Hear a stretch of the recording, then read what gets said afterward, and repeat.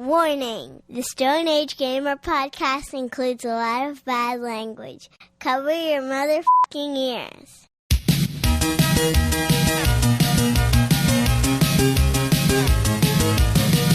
Good evening and welcome to the Stone Age Gamer podcast. I'm Kris Randazzo, and joining me tonight is very specific series of steps to drink water, Dan Ryan.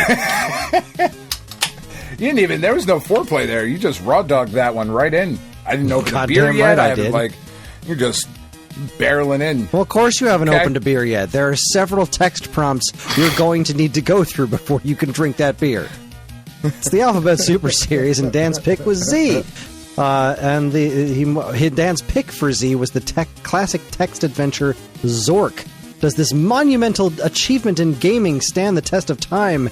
Get ye flask, because the Stone Age Gamer podcast starts now.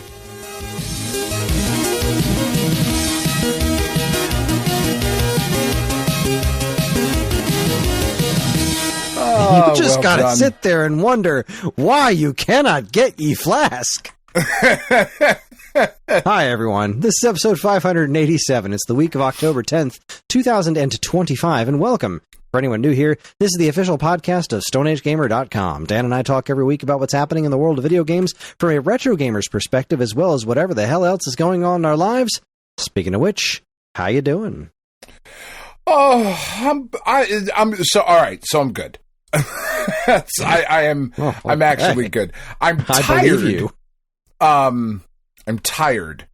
It's been a long week, right? This week was my birthday week, so thank you to all of the people on our Discord and those of you that I am Facebook friends with that reached out, because we're all old people, that said happy birthday. I really appreciate it. That was awesome. For those of you that didn't join our Discord to wish me a happy birthday, go fuck yourselves.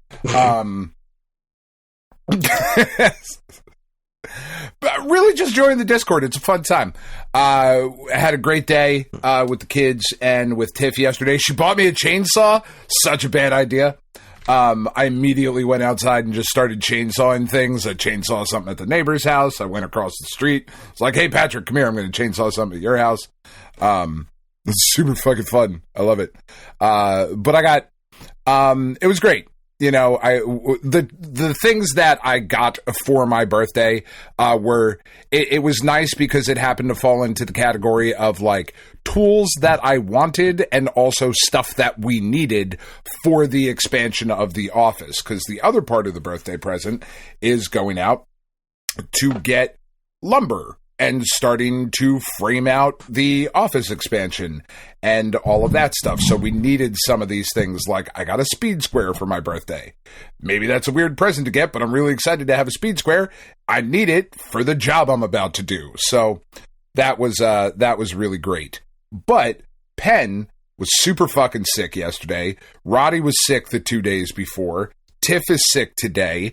There's been Yankees playoff baseball this week, and the games have been really good. Last night wasn't super stressful, because last night fucking Cam Schlittler, which is just the worst last name to have as a professional athlete, because somebody is going to fuck it up and either confuse him with a German dictator or shitting on someone, which is terrible. But he went out. He just fucking dominated last night. Like, he embarrassed the Red Sox.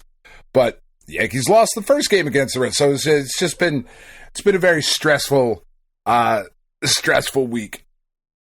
And now I got to do this shit that we don't get paid for. No, I'm just kidding. I love this. It's a great week. I'm just tired. I'm tired. I didn't sleep a lot this week. You know, because the kids were sick and Tiff is now feeling it, and you know. Yeah, no, I didn't get a whole lot of rest this week either. It's been I had exactly as stressful a week as I expected to, and I survived it. And here we are, and here we are, and here Anybody we are. Who's played Kirby in the Forgotten Land gets that. And here we are, and I didn't. How fucking dare you? I didn't get it. Who was fucking texting me? Game's outstanding. Oh. Penn got ice cream. Penn's at a fall festival right now, so she's texting me pictures of the ice cream she's eating. Like, that's fucking rude. Anyway. Wish you were here. Don't you wish you were eating ice cream? That's right. And the answer is always. Instead of talking about Zork. Instead of talking about Zork. Excited to talk about Zork. Let's get into the Super Series, Kris. The Alphabet Super Series, as it were. So, Zork, as it were, was your pick for the letter Z. It was originally released for the PDP-10 mainframe computer in 1977. It is a text-based adventure where you give your computer a series of commands and explore a strange world to do stuff. It's one of the most influential video games of all time. Dan, why did you pick it? Because I think I explained it last time we talked about it when I made the pick, but it's a game that's just always really fascinated me, right? Like the first game I really remember spending a lot of time with was King's Quest, and while Zork is not the same as King's Quest, there are no graphics, which I didn't really think about with our rating system, nor is there sound, which I also didn't think about with our rating system. Graphics, schmaffics, forsooth. The graphics of the mind. I've just always been really fascinated by this game because it does have, like, you're right, it has this, like, legendary status of being incredibly influential to all of the games that, like, we grew up playing had some sort of influence from Zork, right? Like there's a lot of shit in here that you can see the DNA, you can see the roadmap that Zork laid out, even though it doesn't have a map. You can see the path that Zork paved, and I wanted to try and get through it. Video games, yeah. Yeah, I wanted to try and get through it, and I did not. Because yeah, me neither. Yeah, I you know, life. I would need. I think I could get there. It's just, and I think it's one of the things that really stands out about a game like Zork, right? Being a text-based adventure where you are simply entering commands and the computer is spitting text back out at you. And you have to interpret that text, figure out what that means, try different shit.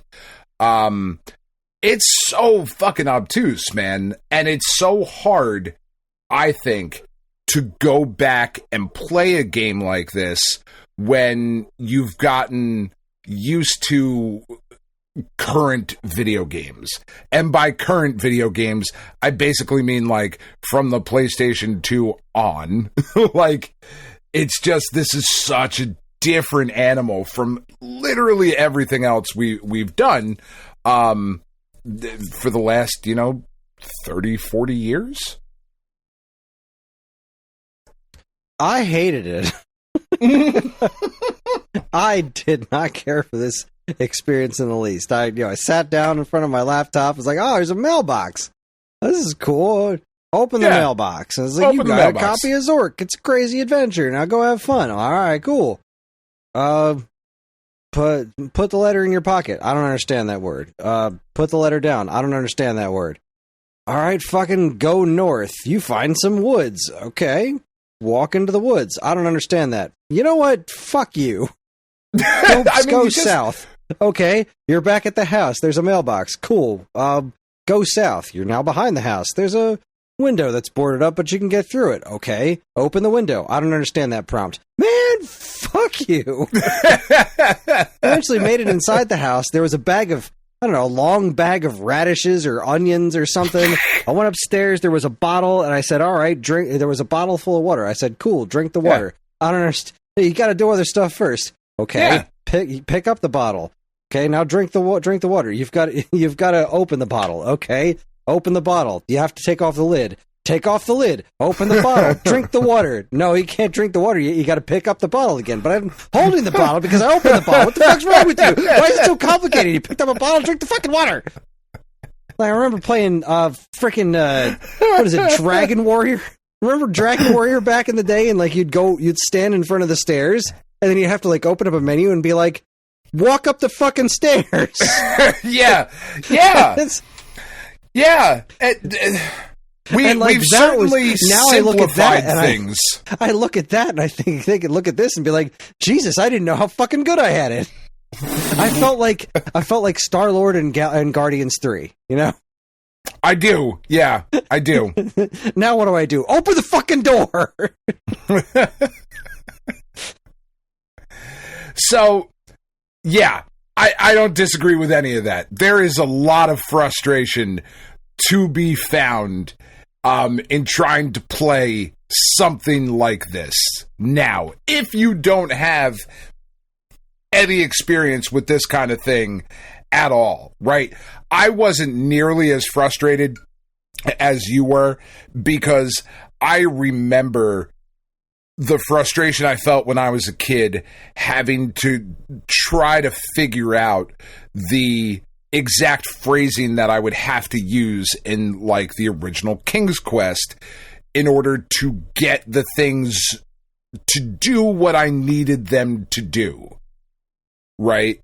Like, you couldn't open the gate, or you couldn't open the gate if you typed in open the door, because there's like a door that you walk up to, like you had to very specifically say like unlock gate, open gate.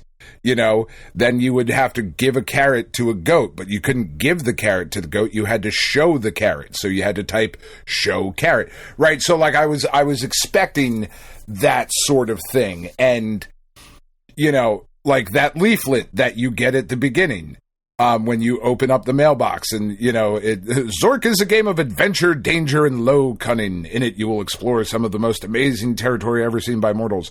No computer should be without one. Great. Thank you very much.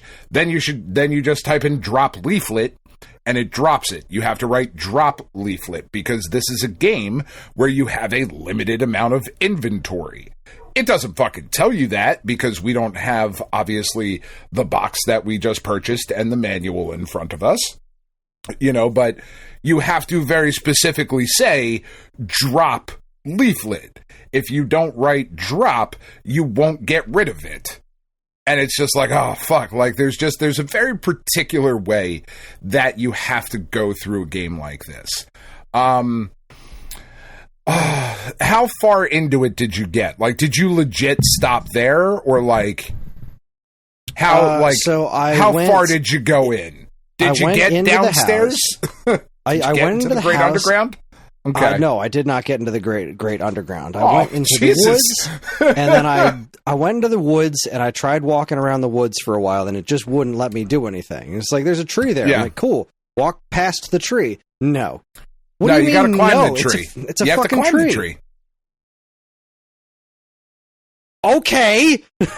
Sorry, I didn't climb the fucking tree. I wanted to walk past the tree. I don't want to know what's on top of the fucking tree. I want to know what's on the other side of the fucking tree. I'm in a forest. What the shit?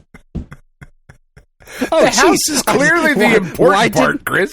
Well, I want to know what was on the other side of the fucking woods. And then I went back to the house, and then I went down to the other woods, and they were like, no, fuck you. So I went to the house, and it was like the windows were boarded up, and I was like, okay, cool. Well, now I'm in the house, and I go to the stairs.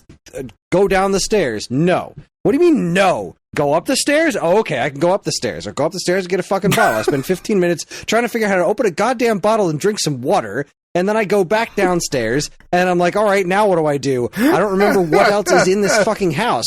So I look away from my computer for a minute, and then I go back to it, and the program's crashed again. I can't get back into the text entering screen, so I gotta start all the way the fuck over again. So I don't go into the woods this time. I don't even bother reading the fucking letter. I go back in the house. I go back up the stairs. I drink the water again. I go back downstairs. I try to do something with a bag of fucking turnips or something, and nothing I can think of is letting me do anything. So then I try to find somewhere else to go in the house, and it just keeps telling me no. And then my kid asked me another question, so I went over and helped him out with his homework, and I went back over to the computer, and guess what? what? It fucking crashed again. So I started over again. I went back into the house. I tried mashing on a couple of different things. I didn't think to climb the fucking tree. And I was like, you know what? Nothing is worth this. There's no amount of anything in my life that is worth the stress of trying to figure out this fucking game. And it's not like I'm going to go look at a YouTube video to see how it goes, because it's just a bunch of fucking text. If I wanted to read a book, I'll go read a goddamn book. I got nothing out of this. Except it reminded me of that wonderful Strong Bad video game episode. Other than that, I can understand being like back in the old days, in the before times, and like getting a pen and paper and kind of trying to map out what's going on. Like, right, just like, okay, what's here? Times. What is there? What does this house look like? What are my options in this room? And like figuring all that shit out and writing all that shit down. And I'm like, I don't have time for this anymore. And I don't, like, what is it? At some point I went in somewhere and the lights were off. I was like, the lights are off in here. I'm like, okay, turn on the lights. And like, what the fuck does that mean? Like, what do you mean? What does it mean? You said the lights were off. Turn them on. I don't know what that means. There might be a GRU in here. The fuck's a GRU? Well, you have to imagine a GRU. So I'm so sorry that you got stuck, because you had to move the rug out of the way, and under the rug there is a trapdoor that leads to the great underground. I didn't even know there was a rug. Well, because you didn't read it. So you're goddamn right I didn't read it. Well, that's the whole point of a text adventure, Chris. I'm not trying to read this. Fuck. You got to use your hands. That's baby's game. So, when did they mention a fucking rug? I don't remember them mentioning a fucking rug. Okay, so I remember a tree I couldn't walk around. I have to climb the tree. What's on top of the tree? A rug? There's an egg. Is there a rug on the fucking top of the tree? No, there's an egg that you need later because the thief steals it from you. But there was a bird. There was a fucking it. bird. I went to the trees in the south, and there was some fucking bird. It was like, this bird is like laughing at you from a distance. I was like, all right, go find the bird. I don't know what find means. I'm like, the fuck you don't know what find means. I'm pretty sure you've told me that word before. Go after the bird. Follow the bird. Chase the bird. See the bird. Look at the bird. Couldn't do anything with the bird, but it kept bringing up the bird. I'd be like, all right, it's time to leave. I'm going to turn around and leave. Like, there's a bird tweeting at you. He's like, why do you keep telling me this? Why do you keep telling me that there's a bird if there's nothing I can do with the fucking bird? It's to give you a hint that there's an egg. Anyway, so here's what I think is so brilliant about this game. Yes, I agree. Everything that you're saying, it is absolutely fucking frustrating as shit.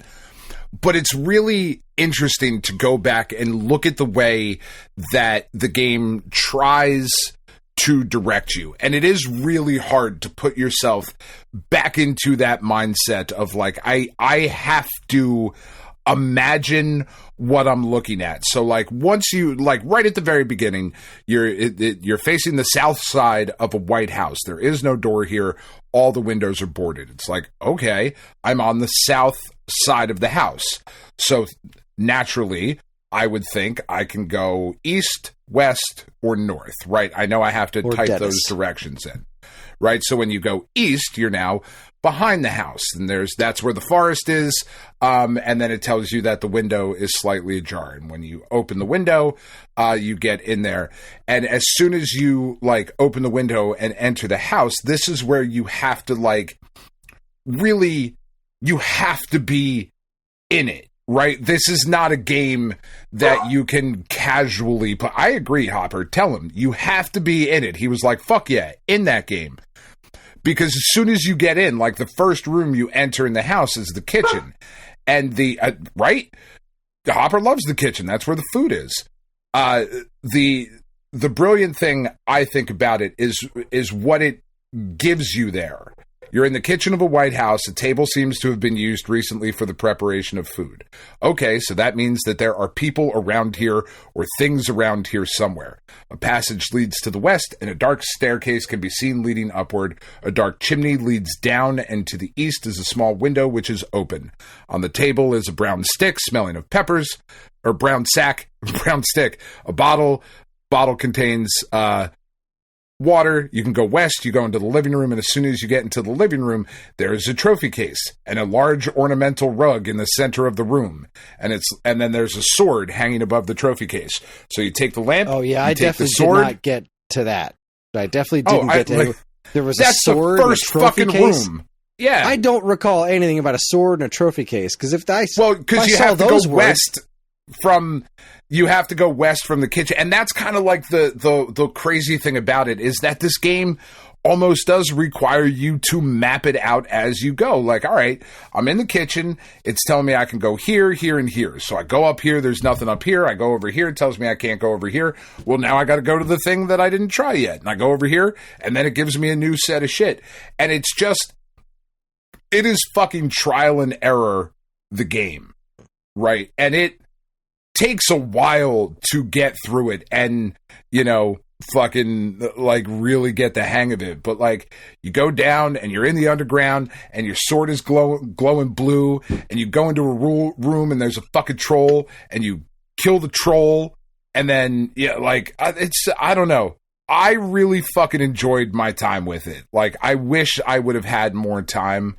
I thought here's where I fucked up with this game. I thought that, this is so old and I'm so fucking clever that I won't need to spend that much time on this. I can wait to the end of the month and I can just blitz my way through it. And then the Yankees were in the playoffs and my kids were sick and it was my birthday, and I was like, well, apparently I'm not going to blitz my way through this because I'm not as fucking clever as I thought I was. But I did buy it. I went and bought it. It was on sale on I forget who posted it on the Discord, but it's still on sale in Good Old Games. You can go get it. It is Zork, Zork 2, Zork 3, and Zork 0, and I think it was like $3 or like $4. And I was like, fuck yeah, I'll do that. Not even like, yeah, I'm into that. I think my biggest issue is that... and Beyond Zork. Sorry. Well, Beyond Zork is on there. Can't we just get Beyond Thunderdome? Oh, shit. So, the what this game requires of people is a certain type of visualization that I'm not very good at. When I play games, I'm constantly looking at the map. When I had to figure out my way around Atari games and Metroid, I had to draw my own map, and I would have to constantly look at it. This game requires you to have enough internal spatial reasoning to be like, I walked north, and then I walked, like, you reach the back of the house, now I'm going to go west. Well, what the fuck does that mean after I've gone south, and which direction am I facing? Right, so what orientation am I in now? Exactly. Yeah. I can't do that. That's not something I'm capable of. Right. So this game disagreed with me very, very quickly and became very frustrating because it's just so counterintuitive to me. But that's not to say that I didn't appreciate what it was doing. Like, the entire notion of this game, of it being this text prompt, this interactive book, is fascinating. Now, this is 1977. It's not like there weren't video. This isn't silent pictures then becoming movies, right? Like this isn't what that is. Video games existed in 1977. Sure. Like, that's not really that's not what we're looking at here. But kind of the notion of this kind of narrative in video games didn't really exist in 77, because this is all narrative.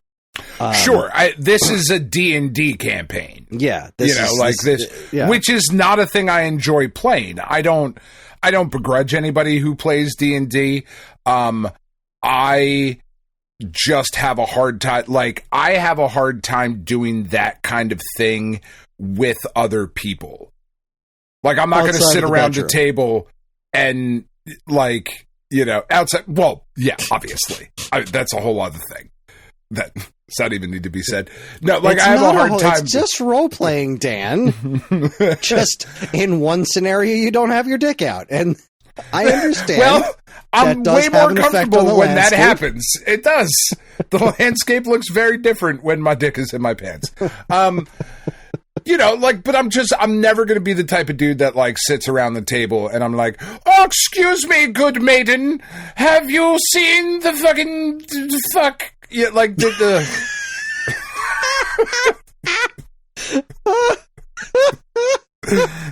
it's exactly how D&D goes, right? I think. I don't know.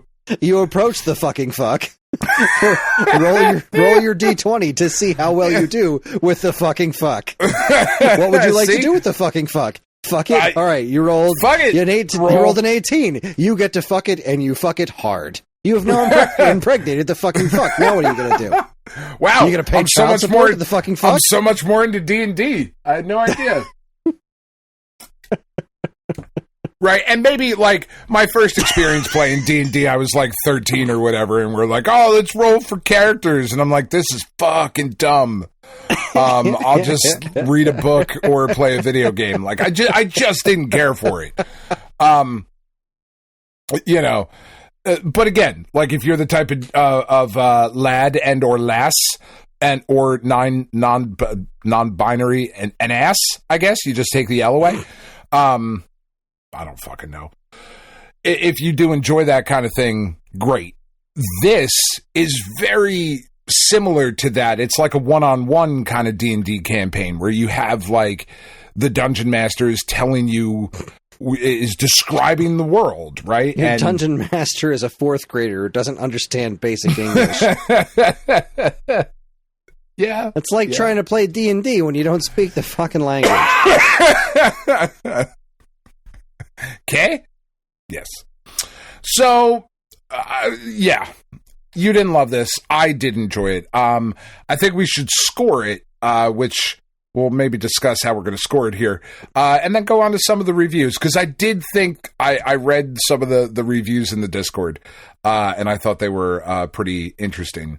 So I do think we should share those out. So, if we're... What are you going to give it for graphics, Dan? Well, so here's the question. And you can't even fucking score it for graphics because you didn't spend enough time with it. Did I just stop? No, I didn't stop my recording. I thought I did. I dropped a thing.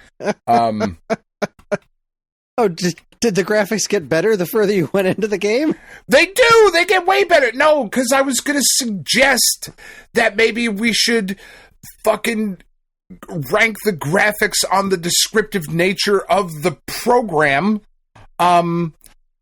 But if you didn't fucking move the rug, there's not much we could do about it. Because it is very descriptive, and if you close your eyes, you'd say, all right, so fuck it, we're not going to score it for graphics and or music. I did play this with like a fucking... I just went on to music, YouTube Music, and just typed in creepy background music. Because I'm old now. I turned 45, and now I don't know how computers work. I just typed I'm giving in, like, the graphics a 5. Are you? Okay. I found but the that sound is getting a 0. Because there was literally 0 sound. That's fair. So Control, I do think, is an interesting thing to talk about. Right? I would go and say, like, if I'm being honest, I think the control of this game is, like, I'm going to give it a 2.5 out of 5. And the reason for that is exactly where I landed. I'm very curious if your reason's the same as mine. I think like I appreciate the difficulty, I think, in what it would have been to make a game do this, right? To have this entire adventure and what the limitations would have to be in order to tell the story you're trying to tell. That being said, I think there are some words that make more sense, or you maybe could have included some more. Like you're saying, your frustration with how did you try to get rid of the letter? Like you said, like throw away the letter, or something like that. But you have to you have to specifically get to drop the letter. There were too many language limitations here, and I have to, I understand that at least part of that is the limitations of what this game was designed to work with in the first place. Right. Yeah. I mean, we're talking 1977 technology. You know, like there was a very different limitation then than there is now.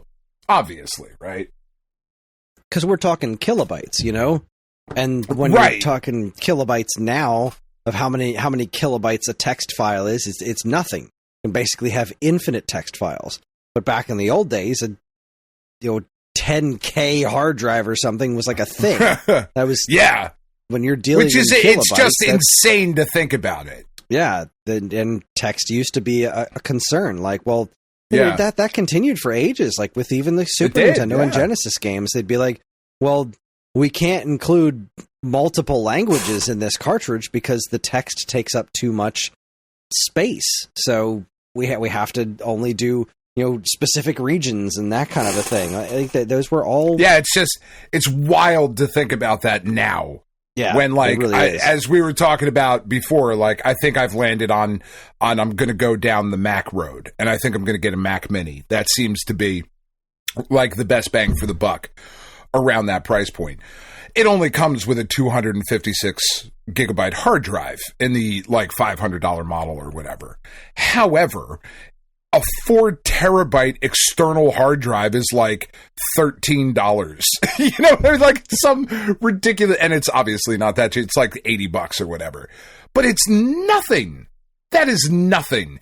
And we're talking terabytes of information. Yeah. Right? Like, that's insane. Like, it's just such a different fucking world than when this game was made. But again, that said, I do think that necessarily creates some of the frustration of trying to figure out the thing that you have to do, that the game is telling you to do. You just have to figure out the way that the game wants you to do it. And that is frustrating. Same. However, with the fun factor, I'm going to go ahead and put this at a 4 for me. I enjoy the shit out of this. I thought this was a lot of fun. I have a blast with this kind of shit.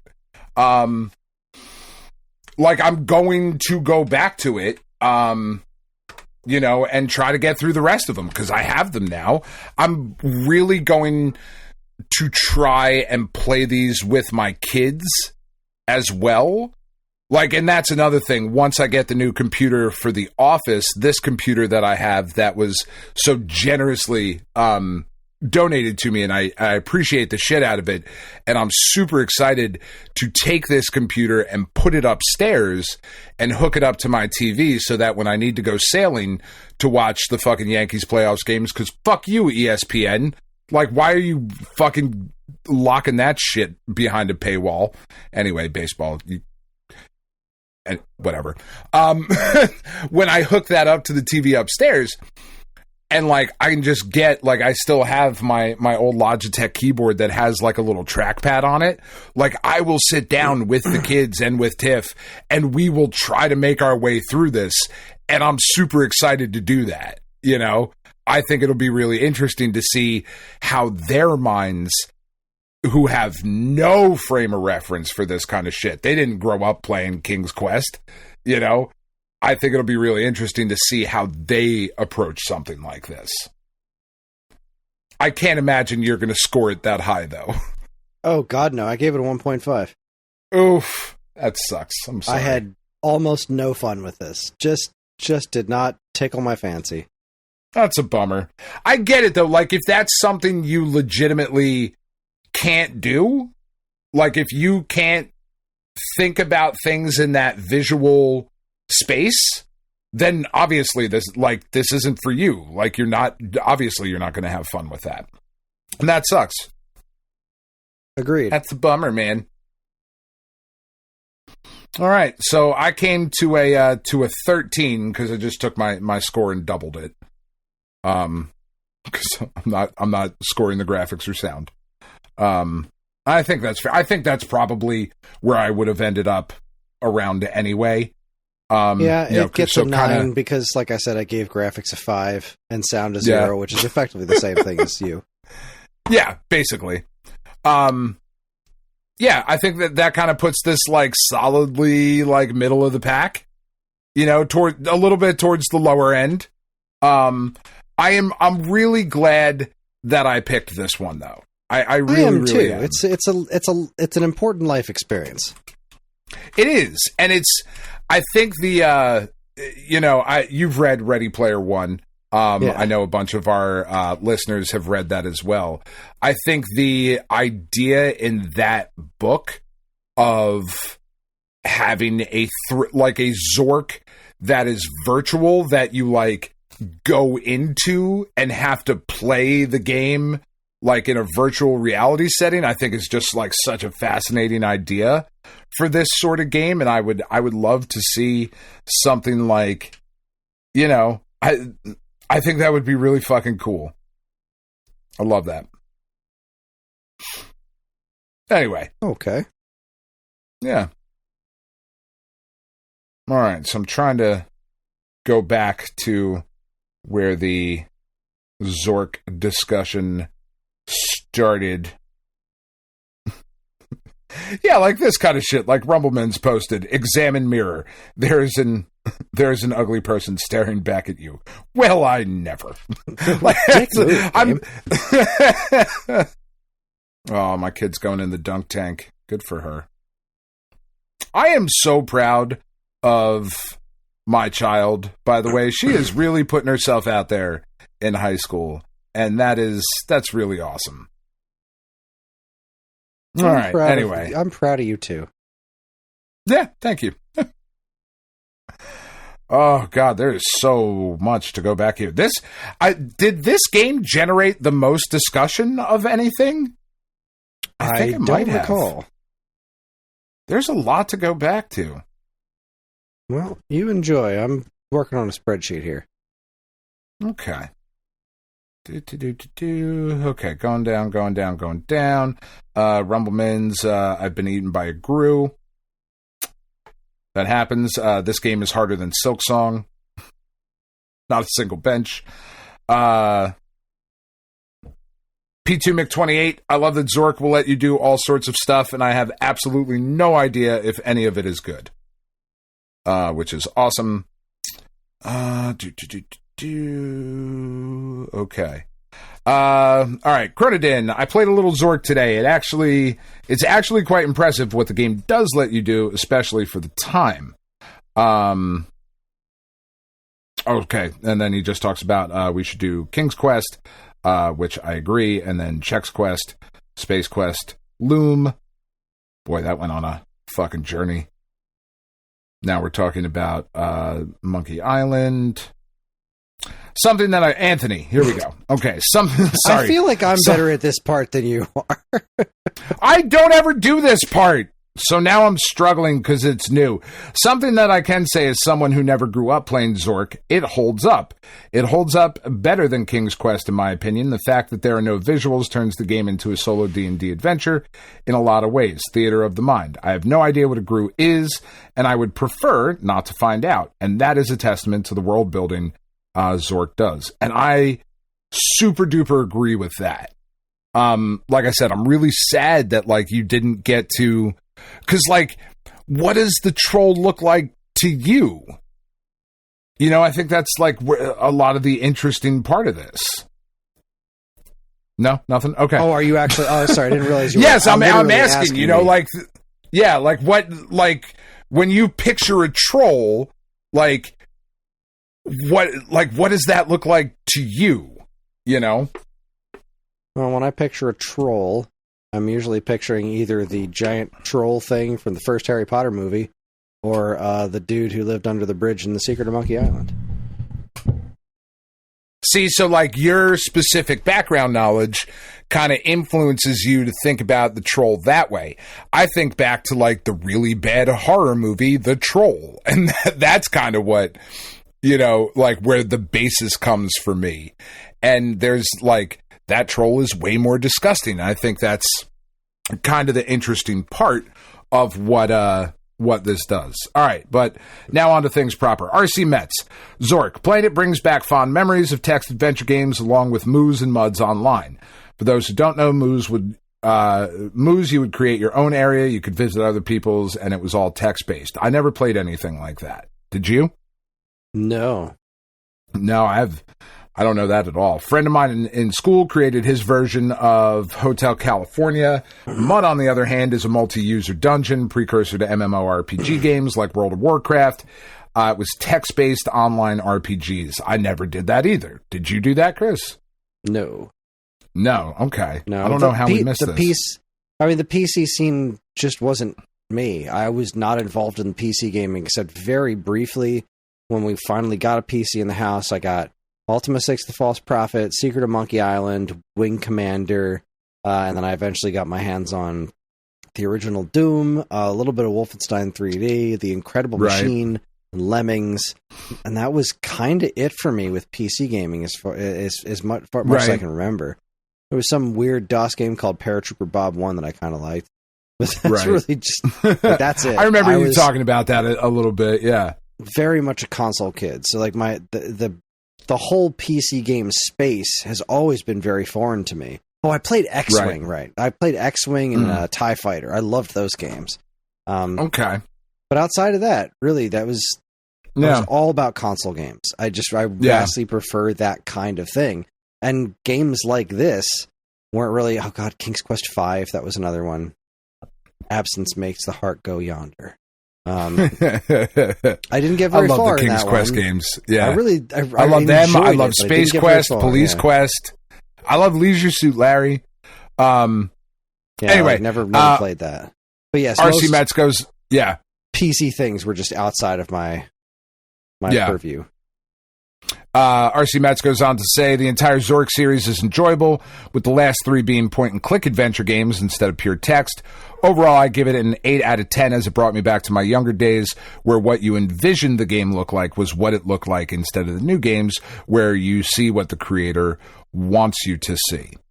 Ferg, I love Ferg's story. This was my favorite, I think, thing that got posted here. In 1980, I was in 4th grade. My friend Michelle and I were chosen to be in a program called Project Logic because we were quote-unquote smart. Michelle is now a doctor of toxicology, and I go to work at 10 p.m. and sweat a lot. Anyway, the short bus would come and pick us up every Friday afternoon along with other district elementary kids and take us to the middle school for Project Logic. One Friday, there was a computer set up and some of the kids were typing into it. Wandered over and my new friend Adrienne said, "Watch this." The computer read something like, "On the ground is a pile of leaves." Then she typed, "Jumpin' leaves." The computer then printed right there on the screen, "Whee!" This scared me so fucking badly for some reason that I did not go near a computer for 10 years, therefore ensuring a life full of sweaty midnights instead of a computery office job with free donuts on Fridays. Thanks a pantload, Zork. Out fucking standing. Love that. Trashman, Zork so far. After many attempts running around, finding forest caves, rainbows, etc., I finally figured out you can get into the house. Let's see. P2 Mc28. I climbed a tree, broke a fancy egg to get something out. Why did I do any of that? Nobody knows. Should I have killed that troll? Could I have given him lunch? And you give lunch. You can give it to the Cyclops later, or you can just yell at Odysseus at the, like, that's the thing. You have to type drop letter, but you can also type in Odysseus to the Cyclops, and that will scare him away. Because of Odysseus and this, anyway. But a thief stole all the stuff I stole, so I guess I learned a lesson. Rumblemans, I grew up playing a lot of these kinds of text adventures. They're fun. These types of interactions you can have are neat, and there are puzzles galore for you to solve, just like their more modern point-and-click adventure brethren, but without the graphics. These games, more than any others, have a distinct lack of modern gameplay niceties that I've come to depend on. Hard fucking agree. And my gosh, what I wouldn't give for this game to have a rewind feature. The last thing I want to do is retrace my steps from the last 20 minutes to try to avoid falling off of a cliff or getting killed by a grue. A great game for its time and definitely a Hall of Fame legacy. Maybe there's a more modern way to play this that would make it more digestible. This might be the one game that has a worse map system than Hollow Knight, which is to say, it doesn't have one. Well said. Yeah. Trashman, Zork continued, I have found a troll and killed it. I got completely lost in a maze. There are seedy dudes down here. I found a Cyclops, was reminded of how Ender killed the giant in Ender's Game, but that didn't work. All attempts to get past the Cyclops have ended in failure. Short review, I can see how this game laid the foundation for a lot of stuff. It's just not for me. Then Chronodin ends. Hundo P.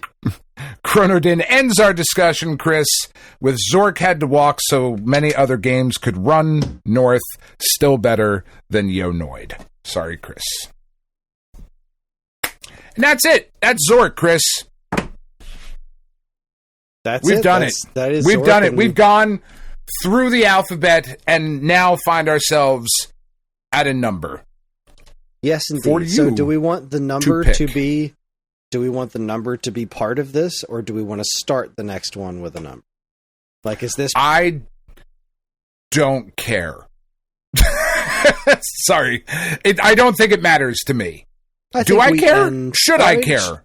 I don't know. I think maybe we end with a number. Yeah, I think so. Beginning with A seems more on target than beginning with numbers. So, sure. Let's end this one. Right, so what I just did was I made a different spreadsheet. Sorry, I made a different spreadsheet that I can just kind of re-alphabetize based on point total instead of so I can rank it, so I can see where everything is ranked so far. And right now it's looking like my best game was UN Squadron, and I wouldn't need to spoil that right now. We're going to talk about that next time. We're going to talk about that in 2 months. Yeah. It's going to be big. That's a big fucking teaser.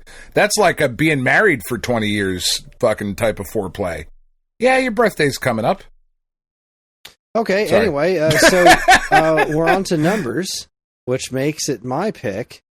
And I am going to go with 8 Eyes for NES. Because I've always wanted to play that game. I heard it's kind of a Castlevania ripoff. But it's one of those games that I always saw at the rental place. Yeah. And really cool box art. Yeah, really interesting box art, but I never got it. It was either always rented. The place that I had it, they had the box, but they never had the game because I think somebody stole it, but they never took the box down. So I kept looking at the box, and it's just one of those games I never actually got around to playing. So, yeah. 8 Eyes for NES. That is the next, the final game of the 2025 Alphabet Super Series. Yeah, I mean, I'm looking at screenshots now because I have not spent any time with this game at all. And holy shit, is this a Castlevania ripoff? Dear God. So I've heard. And you know what? If you're going to rip off something, you could certainly do a whole lot worse. Yeah, you certainly could. All right, man. I'm excited to play this. Yeah. 1988's 8 Eyes. All right. From Taxan. Taxan, baby. Taxan. Our good friends. All right, well, that being said, we're going to take ourselves a quick break. Well, actually, slightly longer break, because I'm going to attempt to make cake pops real quick. But hopefully my chocolate has melted, because I tell you, Dan, melting chocolate in a way that lets you dip cake pops into it is considerably harder. Yeah, it's not an easy process. I've watched Tiff do it a whole bunch of times, and she gets very angry every time she does it. So doesn't happen often. Yeah, because it doesn't take much. It takes a few degrees, and the chocolate's too thick. Yep, it seizes, right? That's what we call it. Yeah, it seizes, and then you can't dip things, and especially not something as soft as a cake pop. And there's many, many different methods that people talk about, like adding a certain amount of water to the chocolate. And so I'm working on right now. Before we started, I found this method online, which sounded very interesting. So it's half science project, to be perfectly honest with you, just to see if it works. That's not a bad thing. You do a slow cooker.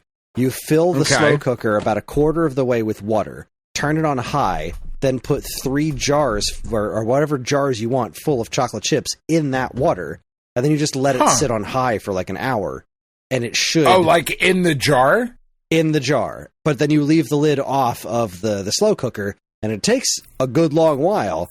but it won't burn the chocolate, and it'll just kind of, there you go.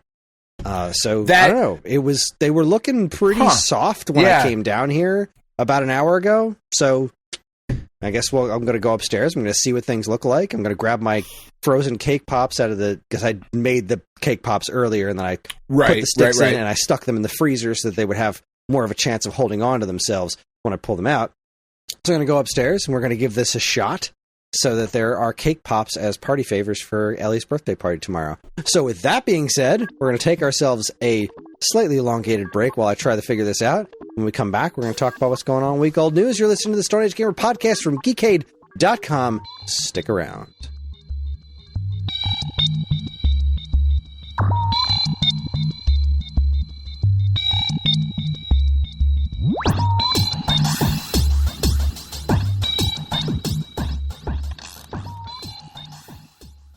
And now, here's a quick look at some of the other original content available now from our partners and Geekade.com.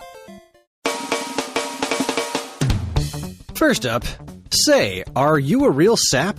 Are you looking for a spook that's the bee's knees? Well, scram from the everyday baloney, because we've got the goods. It's Friday Night Frights, and this week Dan is given the full lowdown on a game that's the cat's meow Splatterhouse 1 Paku Graffiti. Used mugs know the original Splatterhouse, all blood and guts, but this Famicom gem, it's a parody. There it is. There we go. It takes. It's waiting for the voice to take over. Oh, I didn't understand what was happening until 1920s, Kris. It says it right there. Where? You want to start over? It says it. 1920s, Kris. Oh, Jesus Christ. It does say 1920s, Kris. Oh, wow, all right. First up, say, are you a real sap? Are you looking for a spook that's the bee's knees? Well, scram from the everyday baloney, because we've got the goods, sir. It's Friday Night Frights, and this week Dan's is giving the full lowdown on the game that's got the cat's meow, Splatterhouse 1 Paku Graffiti. Used mugs know the original Splatterhouse, all blood and guts, but this Famicom gem, it's a parody, see? It takes the grim and makes it swell with brightly colored sprites and goofy fun. Get wise and hoof over the Stone Age Gamer blog, lickety split. I don't know what the fuck a blog is, but I'm gonna shoot you in the fucking nuts.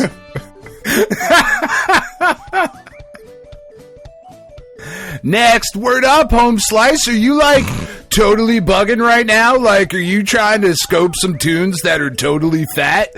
Well, don't be a poser, because Turning Tracks just dropped an episode that is straight up the biggity bomb. This week, Kris is getting all up into the discography of one of the most bodacious bands of all time, R.E.M. Kris is giving the 411 on how they became the dope alt-rock legends they are. If you missed this episode, you are hella crusty. Get with the program and check out Turning Tracks 34 REM. Don't be a square and miss out on this fly conversation. Find Turning Tracks on your local radio stations. Psych! Just hit the link and get jiggy with it. I am very disappointed that you didn't do that like Pauly Shore. I'm sorry, I hate Pauly Shore. So and that's why you should have done it. Buddy. That's fair. There was not nearly enough wheeze in the juice, sir. I know. I have never wheezed any juice. You say that out loud, but I think in secret you've wheezed the juice. I've wheezed lots of juice all over your face, neck, and chest. Sorry, I needed a drink for this one. Yeah, I'm sorry. God, I don't know what accent or voice alphas sound like. Current YouTubers. Bruh, don't be salty, fam. Stop oil farming and eat this. No, I don't think that's it. Yeah. Bruh, I mean, don't maybe. be salty, fam. Stop oil farming and eat the yacht. We know you thought Konami was low-key sauce when they dropped the Metal Gear Solid Delta news. But we got the tea and no cap. The review just slayed. Dan checked out the MGS3 remake and gave it the full inspection. Graphics, they straight up above Rossen. Snoop gets covered in a big mud and dirt, giving him the ultimate main character energy. The detail is next level. For real. Controls, major riz, smooth, modern skin that makes the whole jungle mission feel like new. If you thought this remake was gonna flop, you coppin'. Should you put the flies in the bag? You should. Then read this review. Bet, son.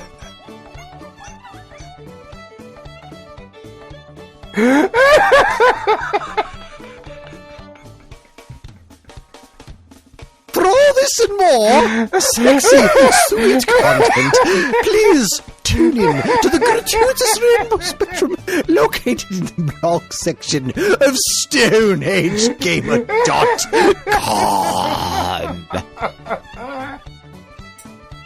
Oh, fuck me running.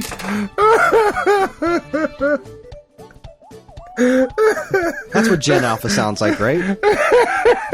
It better be. That's how the kids say these things, right? You can't go out in public without their, powdered wigs and pantaloons.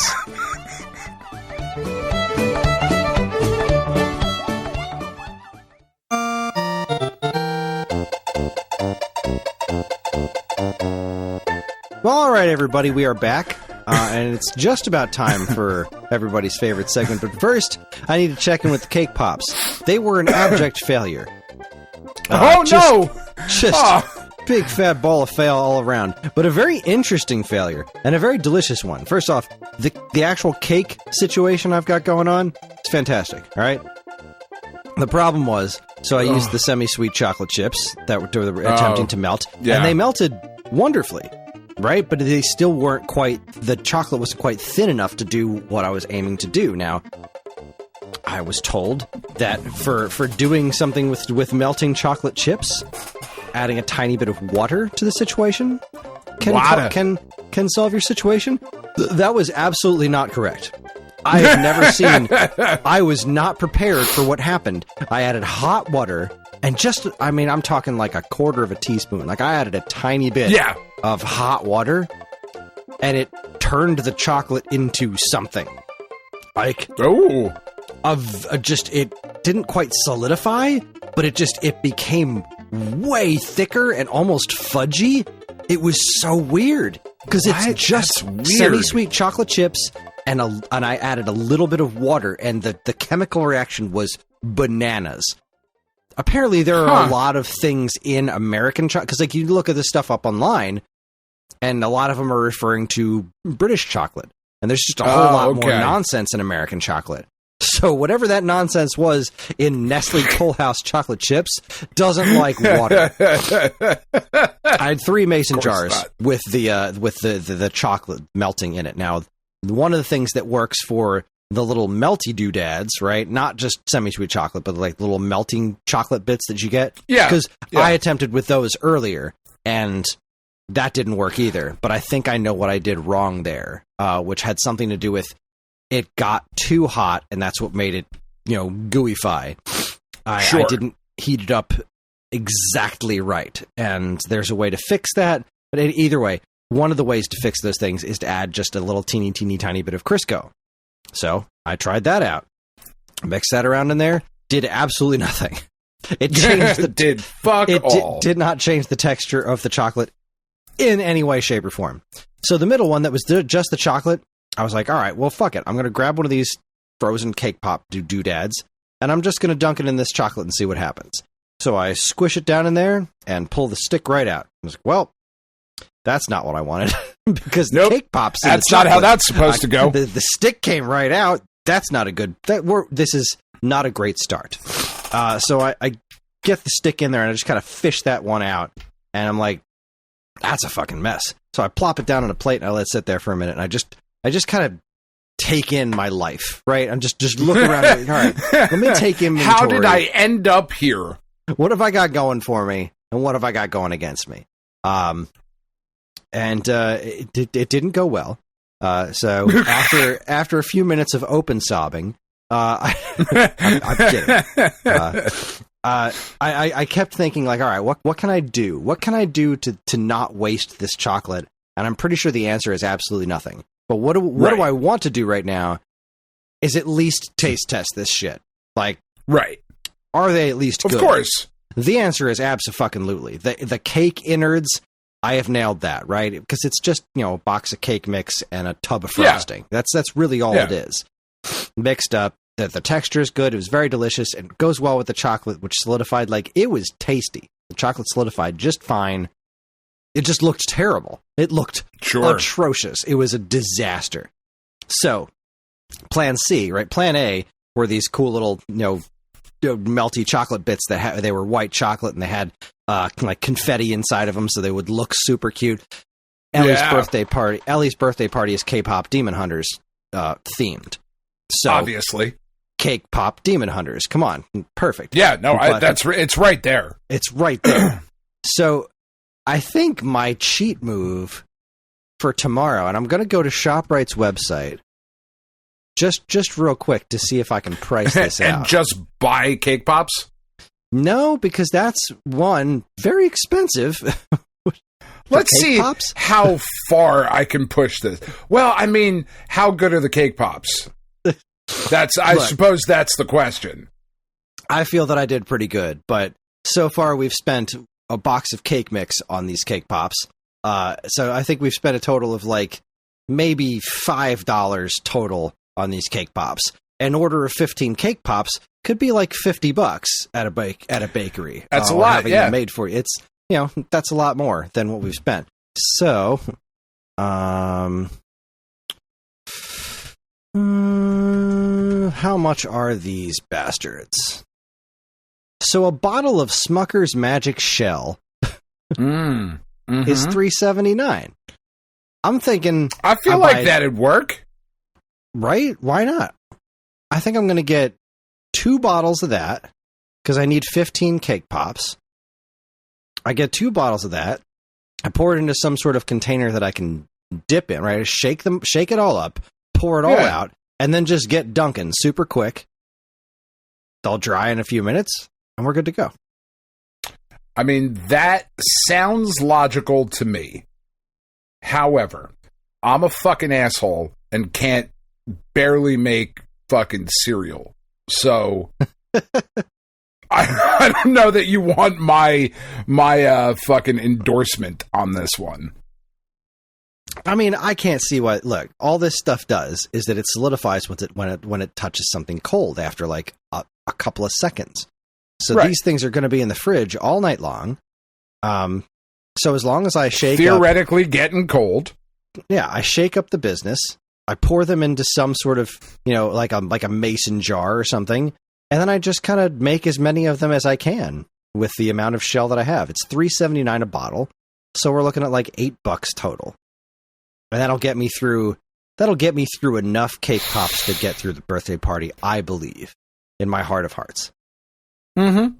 So that's what I'm going to do tomorrow morning. I'm going to wake up. I'm going to run over to ShopRite. I'm going to get 2 containers of Smucker's Magic Shell chocolate flavored topping, and I'm going to just cheat my way through it because why the fuck not?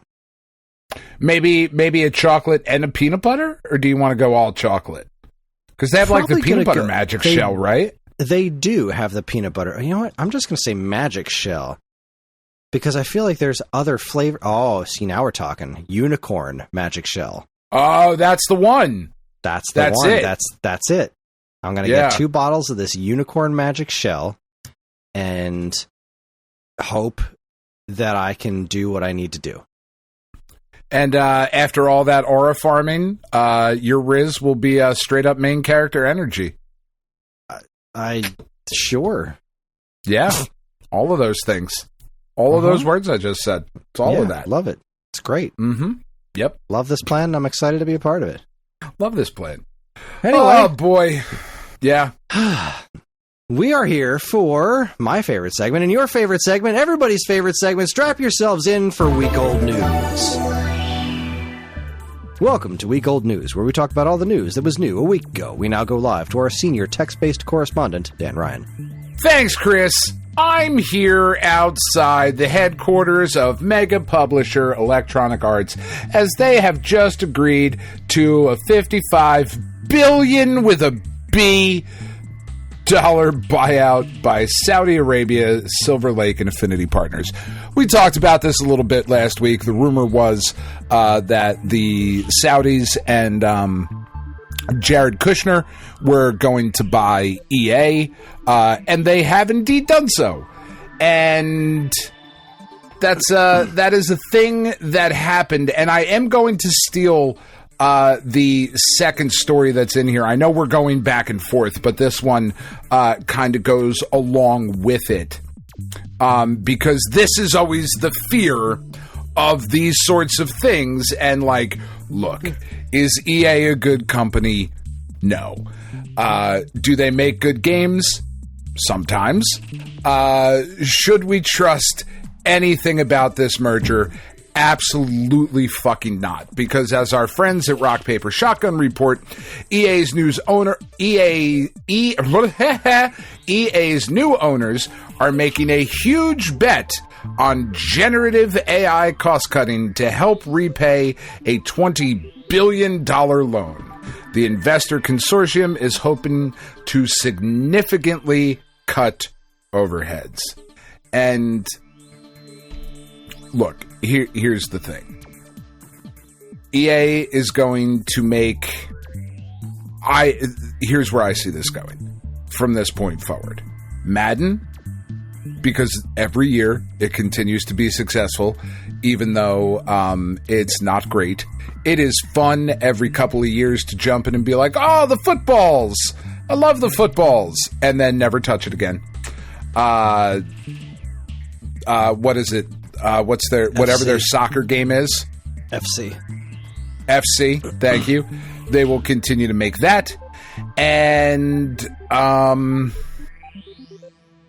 that's maybe it. Well, they've got Skate coming out.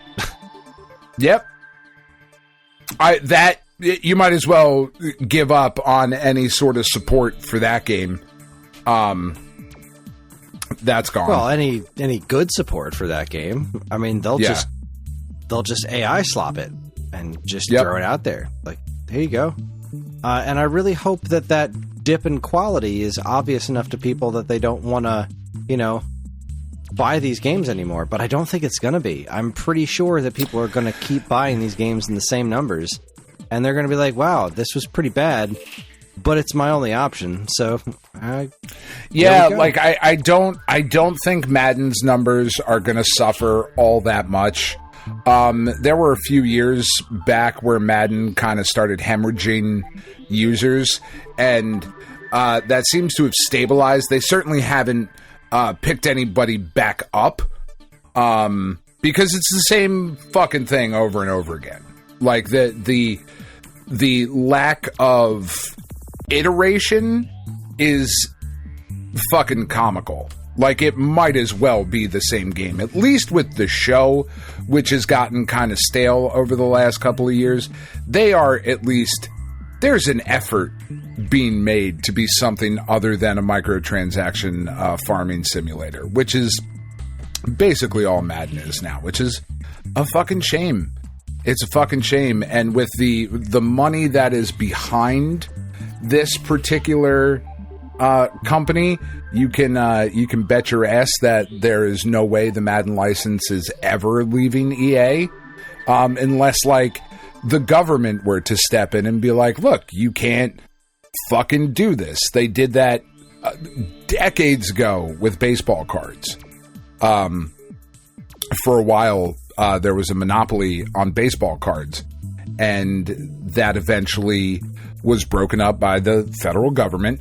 And, it led to some really, really cool stuff, and then eventually led to the junk wax era of the 90s, to where baseball card collecting collapsed, right? Because that was back at the time where everybody was not only buying all the baseball cards and the Mark McGwire rookies that we're going to pay for college, but also all the black bag copies of Superman's 25 where he dies, you know, like all of that shit just fucking cratered. And we're back now to where Fanatics now, who bought Topps, has a monopoly. They have baseball cards, football cards, and basketball cards. Like, it's a fucking monopoly. So the only argument here is that the first-party companies can make sports games still. That is part of the agreement. That's why Sony makes the show. But there's no other baseball games, and no first party is making a football game or a hockey game or can first parties make football? I don't think they can. I know they can with MLB, but I think the NFL license is still exclusive to Electronic Arts. I thought it was the other way around. I thought I had read that recently. I could be wrong, though. I could be wrong. Either way, it's all horrible. It all sucks. I mean, like, here's what I hope from this.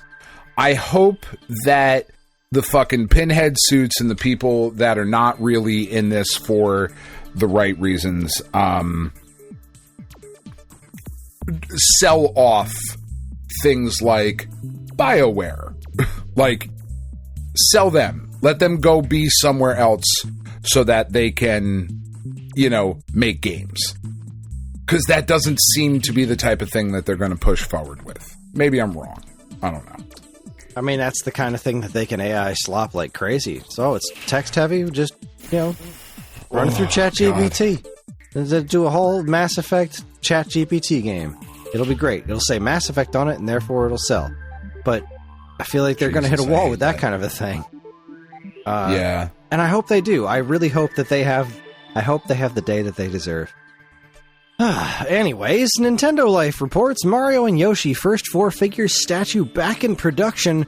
Early bird pre-orders are live. Oh, God, I wanted one of these. The first time they released these, I wanted one so badly. Just the regular one. I don't even want the fancy edition with the extra ground and the Yoshi egg one. I just want the regular one. Mario riding on Yoshi, I think it would look amazing next to my Samus and my Link on Epona. But, you know what I don't have is $600 goddamn dollars. These are so expensive. They are. This is a... What's interesting to me is that they haven't actually gotten that much more expensive, because the Link on Epona that I have from First Four, I got... Jeez, I was working at the comic book store back then, and I got that one for $500. You know, before I had kids. Yeah. Before they ruined my life. Back when the notion of spending $500 on a statue. But you know what? This statue makes me happy every single day. Every time I see it, it makes me smile. It's fucking beautiful. I love it with all of my heart. It was worth every penny. I have easily gotten $500 worth of joy out of it. So this one, really, the basic model is $549. This one's, you know, only $50 more than the Link on Epona that I have, and I think this one's a bit taller. It is, you know, less detailed because it's Mario and Yoshi, because there just are fewer details on Mario and Yoshi than there are in Twilight Princess Link on Epona. But it's fucking gorgeous. I want one so bad. And I feel like you don't hear about First Four statues going back into production all that often. But this is you know, running in for the 40th anniversary of Mario, and I just thought it was a story worth mentioning. So if anyone's got a spare $550, don't spend it on this. There are way more important things you could spend $550 on. But if you are a multi-billionaire and you've already solved the other problems of the world, and you really want to get me a statue, still just give me $550, because I feel like that's going to be a lot more useful in my immediate future than a statue of Mario and Yoshi. But if you've already given me $550, and you've already solved all the rest of the world's problems, and you have yet another $550, just burn a hole in your pocket, and it's either buy me a Mario and Yoshi statue, or literally throw $550 into a fireplace to watch it burn, I think you should buy me this statue. But only in those very specific circumstances. Very specific circumstances. I would be very appreciative. Sure. It is a gorgeous piece. It is huge. It is an absurd price. And I know you feel that the Lincoln Epona is worth it. That is also an absurd price. Well, you know, they aren't fucking hand carved. They're not. Like, I find that kind of shit just absurd. Well, these aren't the vinyl statues. These are resin, and I do believe they are hand painted. Sure. But it's still just resin. You know, like, it's such a large amount of money. It is a very large amount of money. Yeah. I do like right. I like the more recent vinyl statues Yes. because they make something like this far more affordable, and they really don't look very different from the resin ones. I know there is a difference. Don't. Yeah. But when they're sitting up on your shelf somewhere, they really don't look very different. They're fantastic. But there's just something about these fragile resin statues that are fucking beautiful.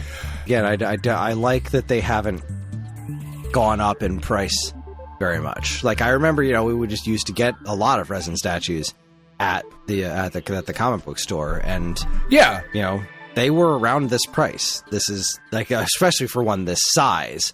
Individual superhero ones were usually... It is really big. Yeah. Yeah, this thing's freaking massive. And individual superhero ones, they were in like really fancy poses. They were usually around like $350-ish.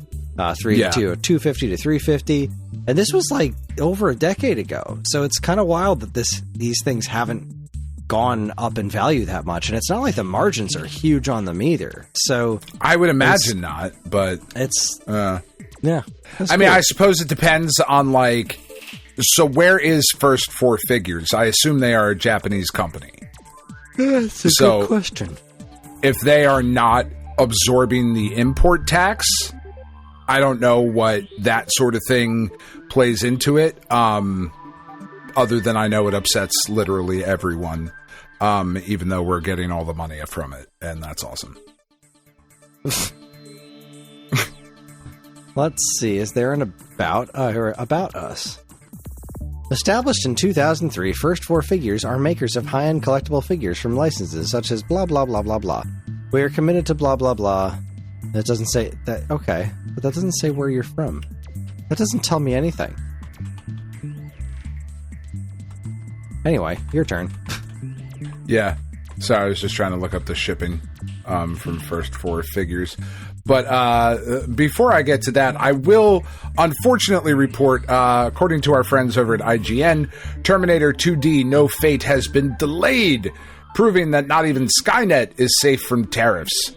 Publisher Brief Entertainment confirmed the delay in a brief blog post, claiming the release date has been pushed back from the original October 31st date due to ongoing global trade and tariff changes that delayed shipment of the components for our Day 1 and Collector's Edition. And I do... Alright, so that sucks. I do like the next statement that they made, though. We are committed to launching all editions together. This new date applies to both physical and digital releases worldwide. And I like that.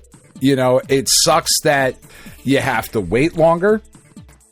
And it's only pushing it into November 26th, so it's about a month delay, which, again, sucks. But they could have put out the digital one and made everybody that pre-ordered it physically wait, but that sucks. I appreciate that they're doing this. However, again, never mind. Did you delete the other stories that we've read? Yeah, I'm deleting them as they go through. Please don't do that. I need that for my notes. Oh, shit. My bad. I'll put it back. I don't remember all the stories we talk about when I'm coming up with show notes, and if the stories are gone, back. Then thank you. My bad.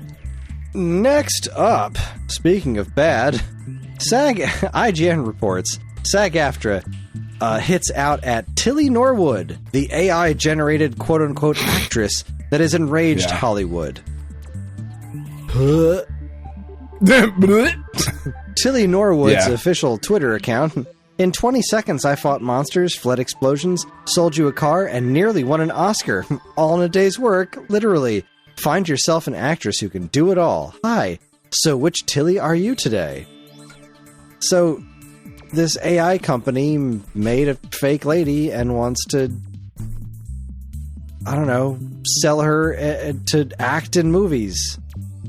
And I just want to vomit everywhere. Yeah, it really sucks. And I feel like there is, oh God, like it's coming, but I feel like the backlash against it is still pretty significant.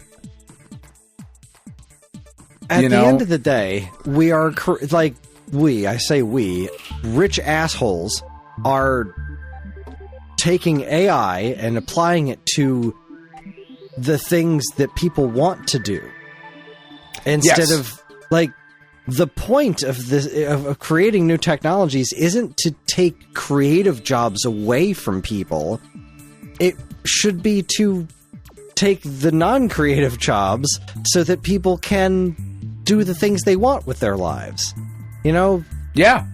AI should figure out how to do my dishes so that I can paint, not figure out how to paint so that I have more time to do the dishes. Yeah, it's completely fucking backwards. It's completely fucking backwards.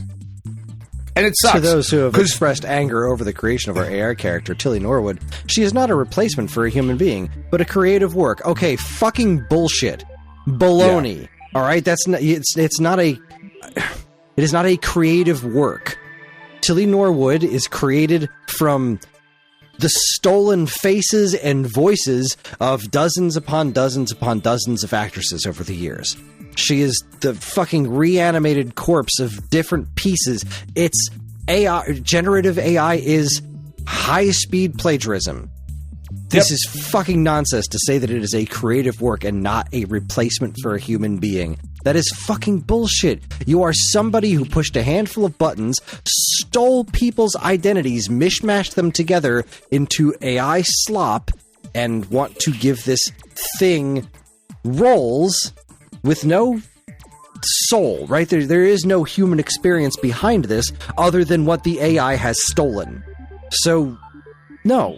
Fuck off with you. Yeah. Just fuck all the way off with that. Yeah. It is, I miss precedented times. Our friends over at Push Square, Kris, do have a bit of good news. Another Sega baddie has been revealed for Shinobi Art of Vengeance's villain DLC, and it is none other than Death Adder from Golden Axe. I think this one was pretty obvious. Like, if you're thinking, like, what Sega characters could they add? Like, okay, Eggman, sure. But, like, what makes the most sense? Like, Death Adder from Golden Axe. For Shinobi, sure. But what's that does not make me... Yeah, sure. I mean... So, Sonic and Golden Axe, I would argue, are two of the biggest Sega franchises, right? I don't think... I think Golden Axe hits that. Like, as far as, like, a legacy big deal franchise for Sega, I feel like Golden Axe is there. Yeah, it's in the conversation, but when was the last time there was a good Golden Axe game? Oh, decades, I would imagine, without bothering to do the research. I mean, like, when we're talking about Sega properties, like, you know, friggin' Shenmue or Yakuza, I feel like there are a lot of ones that are way higher on the tier list than Golden Axe these days. I mean, that is I don't exactly have also, my fingers on the pulse. Fuck do I know? Yeah.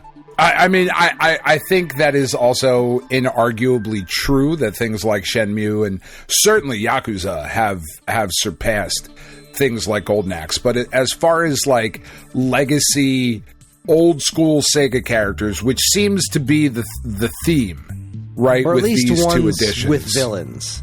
I think that's the important part. What are the other Sega franchises with villains? So, Altered villains. Beast? right? The Rise from Your I Grave think guy. the Rise from Your Grave homie at the end of that.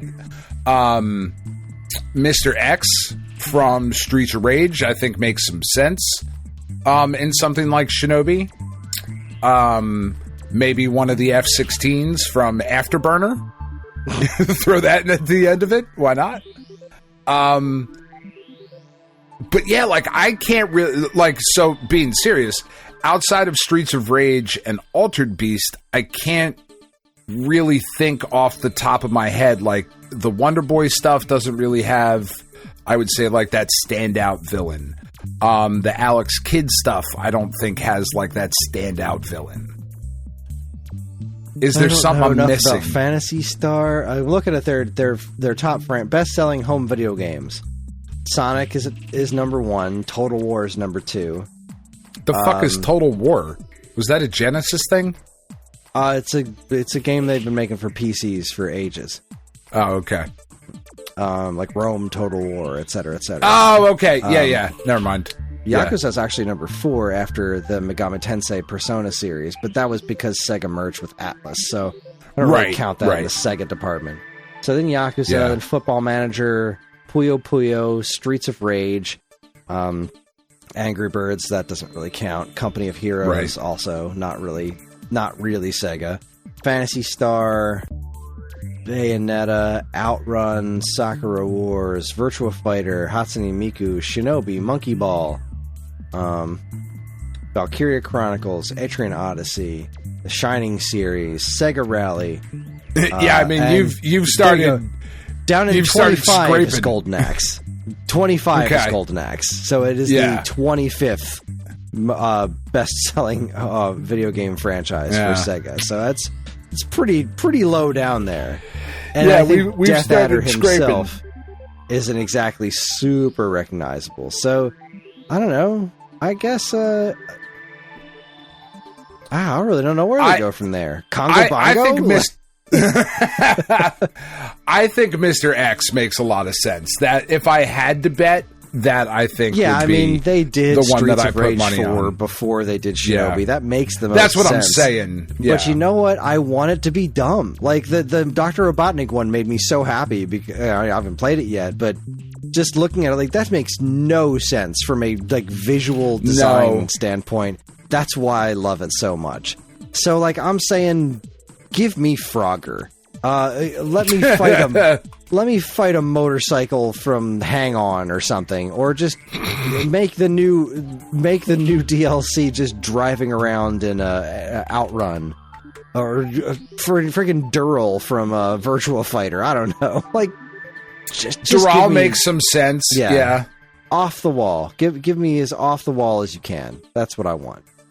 Yeah. You know what? It's technically part of the whole thing. Let me beat up the Angry Birds as Joe Musashi. Let me do it. Let me fucking murder the Angry Miku. Birds. Let's go. I think they own Hatsune Miku. They do indeed. That could be fun. Yeah. Let's fight Hatsune Miku. You know what? I got it. This is what it is. You're going to have to fight the Offspring. I'm into it. You're going to get to the end of it. A taxi's going to roll by and it's going to go, yeah. And you've got to literally fight the Offspring. It'll be great. Yeah. I'm into it. I do not like the Offspring. There you go. That's some shit you learned about me. Here is your opportunity. I would love to decapitate that dude. Kotaku reports, Just Cause devs announce UK studio closure and layoffs. Because of course they do. Yeah. Developer Avalanche Studios announced that its studio located in Liverpool is shutting down. Because we can't have nice things. We can't. Nope. There, I reported on your turn. Yeah. Yeah, Go Nintendo reports that Pac-Man Megatunnel Battle Chomp Champ service coming to an end. But then there was an update that I didn't read yet. Is that good? I didn't play this. This game was... It was adequate. I reviewed it for Nintendo Force a while back, and it was fine. It was... That's what I thought. I remembered you saying about it. Other it's Pac-Man multiplayer experiences. It was just fine, and it really bothered me that, like, Pac-Man 99 went away, and this one's here, and it just doesn't live up to it. I didn't care for it. So I'm not upset. Pac-Man Battle Chomp Champs will end on November 1st, 2025. November 1st, yeah. Can't Gameplay imagine services end on December 31st, 2025, with the game no longer playable after that date. And that's the shit that's scary. That's the thing that I hate. Like, on one hand, yes, I'm with you, but on the other hand, like, there are certain gaming experiences that just are designed around having other people play them, and you just you can't make that run forever. No, you're right. You're right. So it's tragic, but at the same token, it is understandable. And at least I appreciate them trying something different. The Pac-Man franchise is very malleable, and Namco tries a lot of stuff. I didn't think this one worked very well. So there you go. I just want the dark and gritty adult Pac-Man game. Didn't we just get that? Shadow Labyrinth? No, but I mean, like, with actual Pac-Man. Like, I want a sexy Mrs. Pac-Man. I want them to go hard. You want the Xbox 360 Bomberman treatment. Yes, that's what I want. Where it is still, the gameplay is effectively the same, but we've made it mature. Sexy, yeah. That's what I want. I want the BMX XXX of fucking Pac-Man games. Oh, boy. I'm just kidding. I don't want that even a little bit. I don't need to see any pack titties. I'm good. Well, sorry, just trying to turn my brain off there. Sure, yeah, no, I know. Reports. That's right. I just made all of you think about pack titties. Nearly 40 years later, new Minus World stages found in Super Mario Bros. The Lost Levels. Oh, God, I love this stuff. So the Minus World isn't like a real thing. It's like, it's glitched out nonsense in the original Super Mario Brothers. I'm just gonna read this because they're gonna say it better than I can, because I'm very murky on the details. While we thought that the Minus World in Super Mario Bros. Was the be-all, end-all of glitchy stages, it turns out we were wrong about that. All we had to do was shift over to Super Mario Bros. The Lost Levels, known in Japan as Super Mario Bros. 2. With some expert manipulation and timing, a whole new set of Minus World stages have been discovered, and it only took fans 39 plus years to hunt them down. Nintendo actually fixed the Minus World glitch in Super Mario Bros. And Super Mario Bros. 2 with subsequent releases, but that doesn't mean that there aren't ways around those fixes. While it's possible to reach Minus World stages on Super Mario Bros. 2, you can actually take things even further by playing Super Mario Bros. The Lost Levels, which was the Super Nintendo release of Japan's Super Mario 2. Accessing these Minus World stages requires tons of game manipulation that will eventually force a crash, but stopping short of that crash can result in access to all sorts of new Minus World stages that are combinations of various enemies, platforms, backgrounds, and more from different levels. It's a time-consuming and taxing process, but it's totally possible to access this broken content through your Super NES and a Super Mario All-Stars cart. No emulation or hacking required. This is fascinating. Wild. Right, so Minus World was one of those like kind of legendary things when I was a little kid, right? Yeah, I wrote in Nintendo Power about it because I didn't know how to get to them, and it's one of those interesting things that's like, it's just the game kind of glitching out, but it's nothing -1, not -1, but it just looks like -1. Now in Super Mario Brothers, there's also a whole other, let's say, set of levels that you can access by doing, like, hot swapping cartridges and stuff, where you can it basically just crazy new levels just filled with all kinds of jumbled information and stuff. Wacky things all over the place, and there's I think there's like hundreds of them that you can get through by using different kinds of cartridges and chunking stuff out. It's complete insanity. And I guess I'd always wondered if there were these kinds of stages in Super Mario 2. And apparently there are, and it's just more. It's more of that garbled nonsense. You've come to love. That's fucking cool, though. I just love that people are still finding shit. It's all these years later. It is wild. Yeah, it's wild. All right. Go Nintendo reports that a fan mods the Lego Game Boy with an LCD display and emulator. This was posted on October 2nd with the subheading, "Can it play Doom yet?" There's a whole video here of this guy who just hooked up an LCD monitor inside the Game Boy Lego. And it's like, all right, this is really cool. YouTube user Stacks found an LCD screen that would fit inside, and it's just running footage of Game Boy games. And Go Nintendo ends their article with, it is theoretically possible to wire it up with buttons. It's only a matter of time until someone takes on that challenge. So they then updated their post hours later that said, not surprisingly, yet another Lego Game Boy mod has come about, and this one can play Tetris as well as Doom. You can check out the video below. And this is so stupid. I love it. Me too. I do not love the Nintendo Game Boy Lego set. I really liked the Atari one. I really liked the NES one. I've liked a lot of Lego stuff. This one has, in my opinion, way too many little pieces with way too many little cuts. I don't think it looks great. Well, I'll find out soon because I have one. When the fuck did you get one? Showed up in the mail yesterday. Several days ago, our beloved boss Ryan messaged me on Discord. He's like, I want you to do a video on the Lego Game Boy, a video and a blog on the Lego Game Boy. I think it'll be great. I'm going to order you one. I was like, excuse me? The fuck? I've never done a Lego build video before. I'm not saying no, but okay. And then he just ordered me one. He was like, all right, it's ordered. Here's the tracking. I'm like, okay, I guess I'm making a video on this week. So it showed up in the mail. I'm still kind of planning what I'm going to do. As for like, John showed me a handful of like Lego people he likes to watch on YouTube, so I got a couple of ideas of like how to structure a Lego build video and make it not boring. I'm fascinated. I'm very excited to try it out. I think I've got a couple of good ideas. You know, by the time mine comes out, it's going to go up a week from Sunday, right? Because I'm not going to be able to start working on it until Monday. So it's going to go up a week from Sunday, and by that point, you know, there's going to be 450 trillion videos about the Lego Game Boy. But we'll be one of them. We'll be 450 trillion and one.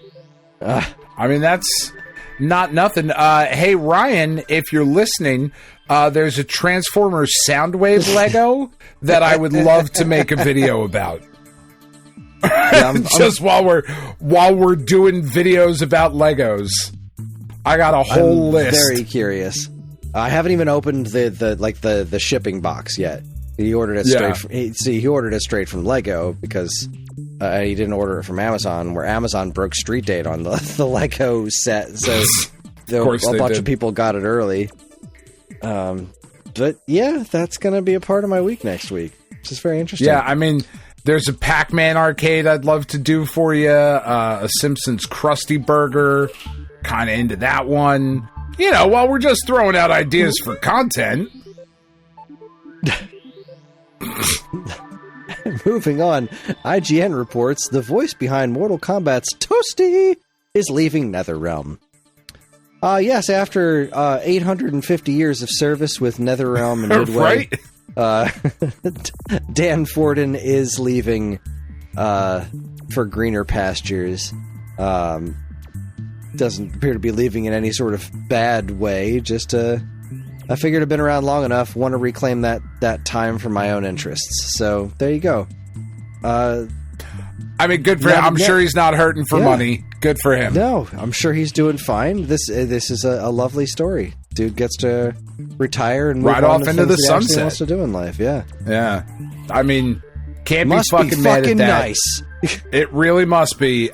He is one of the most iconic video game things of all time. Yet is a dude that could literally walk down the street and nobody's going to bother him. I mean, talk about fucking having your cake and eating it too. That is as good as it gets right there. Hard agree. That dude fucking won the game of life. He got there. All the shit was in the car. Yeah. There's a piece of news that I learned that I can't share because I don't think it's public knowledge yet. Oh, but he's going to tell me, guys. Ha ha, suck it. I am. I'm going to ask him while you read your next story. Okay. Push Square reports. See, this is the kind of thing that I think I'm okay with. Push Square reports that Rock Band 4 is to be delisted from the PlayStation Store after 10 years of support. The developers Discord and the game subreddit, the team behind Rock Band 4 has confirmed to fans that the game will be delisted from digital storefronts, including the PlayStation Store, of course, on the 5th of October, 2025. This is all due to music licenses for the title's base soundtrack expiring. They said, hey everyone, on Sunday, October 5th, Rock Band 4 turns 10. What a wild ride it's been. Writes community manager Kyle Wynn. With the milestone comes one big change. The original licenses for the core soundtrack are expiring. Because of that, Rock Band 4 will be removed from the PlayStation and Xbox digital stores.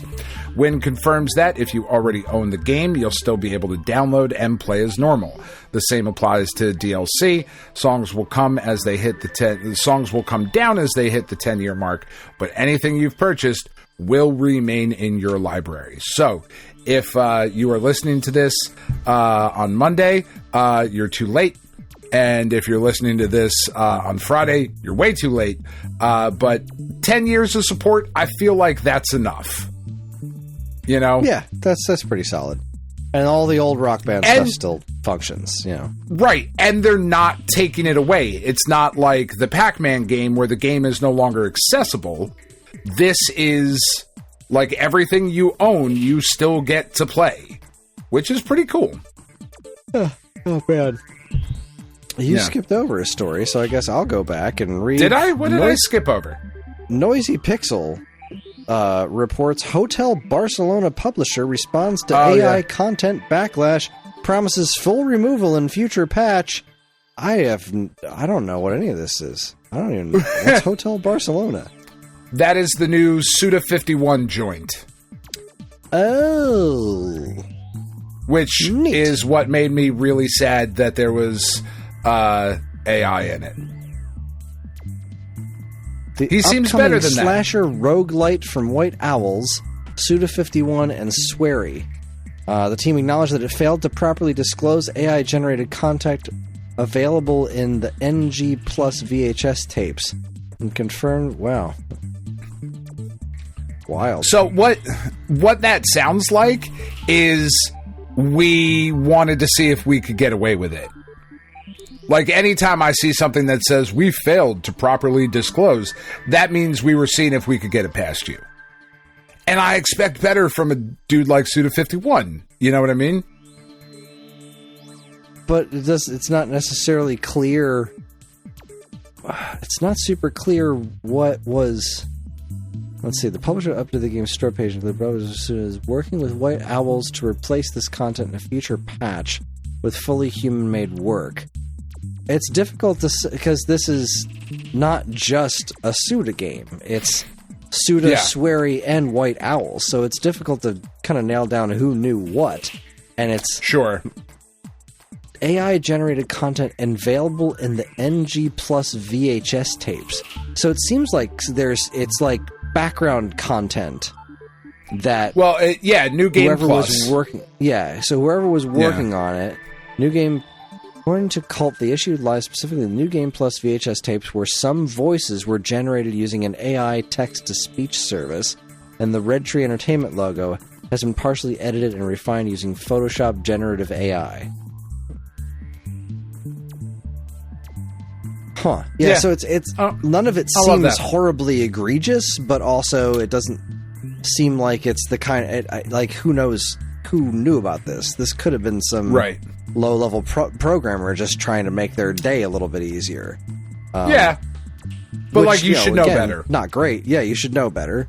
You should fucking know better. Oh, don't do that. Don't do that.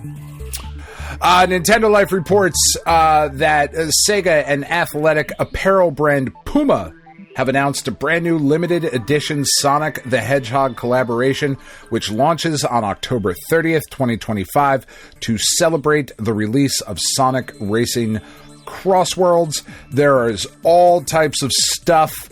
There's shorts, there's shirts, there's hoodies, there's crazy stuff. The sneakers, though, like, that's what you're here for. Like, this is a sneakerhead collab thing. They look okay. Like, they're not as childish as I thought they would look. I could do...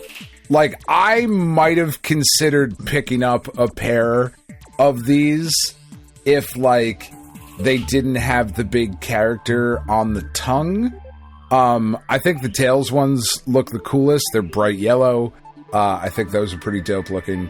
But I love that this kind of thing is happening more and more, right? Like, sneakerhead culture is a thing that we do not ever get into on this show, really, because I don't think anybody cares but me. So I'm just not going to go down that road. But this one, this kind of, we've talked a little bit. There's been Nintendo ones before. There's, I don't know if we put it in week old news. I think we might have skipped over it.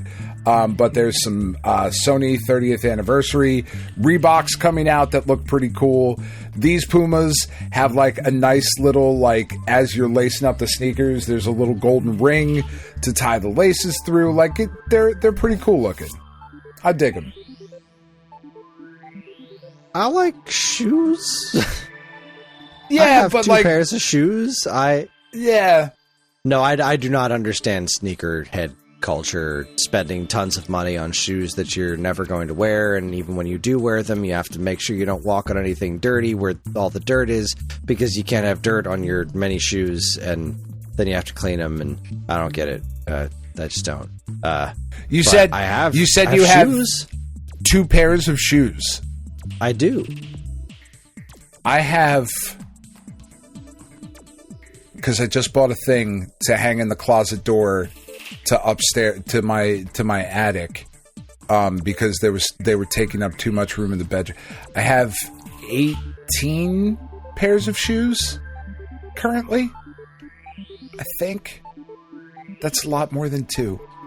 I need to reevaluate some of my life choices. I've got a pair that I wear to the gym. I've got a pair that I wear everywhere else. I own sandals for, whenever it's warm enough to wear sandals. And I have boots for when I need to wear them in the winter because it's snowing. That's my entire shoe anthology. I wasn't even... Tiff got me this really great pair of slides yesterday. One of the things that the chemo really fucked up was my feet and my ankles. I have had just awful foot pain and ankle pain since the chemo stopped. Like, it has not gotten any better. Like, the neuropathy, I'm going to start physical therapy for it eventually and whatever. But one of the things that's happened is I did buy a pair of Brooks sneakers, and they're specifically the Brooks Ghosts, and they have a larger heel toe drop, which has alleviated a lot of the pressure on the ligaments and tendons in my ankles and has made that feel a lot better. The problem with it has been, though, that, like, in order to get that relief, I've needed to have my shoes on basically from the second I wake up and get dressed in the morning until I go to bed. Because as soon as I take them off, like, when I stand up, it feels like the Achilles tendon is being cut with a knife and ripped apart so that I can walk, and then it slowly kind of like pulls itself back together. And it is damn near debilitating pain. The shoes have really helped that. So I was like, fuck, I know Hoka is another company. They make recovery slides, but they're like $80, $90. And Tiff was like, I really don't want to get you, because what if they don't work or whatever, and it's just kind of bullshit. And I was like, no, I totally get that. So she found, I actually got them yesterday, a pair of Reef recovery slides that were like a third of the price. They are so comfortable. They are doing exactly the same thing that the Hokas would be doing. And because these are reef and they're like surfer sandals, they have bottle openers in the bottom of them. So, fucking win-win. Love it. Amazing. Anyway. Moving on, Polygon reports Amazon to relaunch reimagined Luna game platform, starting with an AI-powered Snoop Dogg party game. I forgot Luna was ever a thing, and I'm pretty sure everybody else did too, and I don't want to play an AI-powered Snoop Dogg party game. What Jesus a shitty Christ, fucking idea! I'd rather buy an Amico. What's wrong with you? What is wrong with you? Man, who the fuck knows? Yeah. I don't know, dude. Yeah. Moving on. Rock, paper, shotgun. Stop it. Just stop it. Stop it. Rock, paper, shotgun Amazon. reports. Go lay down. I think this is super cool. Walton Goggins, his specific ghoul character is going to be added to a Fallout 76 expansion with Season 2 of the Fallout show coming up. That, I think, makes a ton of sense and is really fucking cool. The in-game image looks awesome. Oh, sorry, hard agree. Yeah, good stuff. Yeah. You want all right? So you want to get to the you want to save the shitty one for last? Oh, because the next one is the shitty one, or do you not care? Okay. No, let's get it out. Let's get this bump out of the road. Rock Paper Shotgun reports Microsoft reveals massive Game Pass Ultimate and PC Pass price hike. Concede that price hikes are never fun. Oh, are they never fun for you? They're you never poor fun rich for CEOs. us. They're very difficult decisions. We really stress about how much more we can get out of our customers because we really love you. Just sure. Keep doing it. Keep hiking the price. Eventually, you're going to hit that wall. Eventually, you're going to find. Eventually, you're going to fuck around enough to find out, and people will stop paying for it.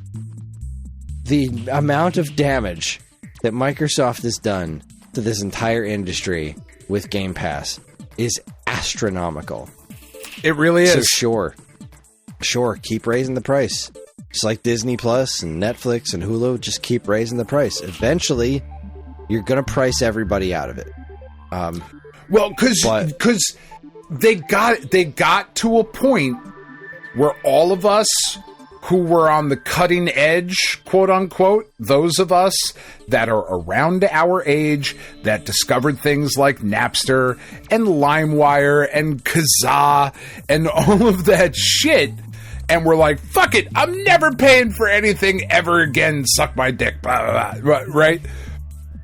Eventually, we went back because you made it accessible, easy, and most importantly, affordable. Like Netflix, when it started, I think was $8 a month.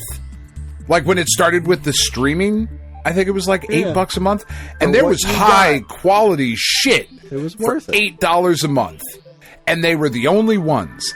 And now everything is everywhere. And if you're somebody like me who doesn't have cable, I have an antenna plugged into my TV. I do not watch shows on a regular enough basis to pay for cable. Okay? I could not watch the Yankees-Red Sox playoff game because that game was on ESPN.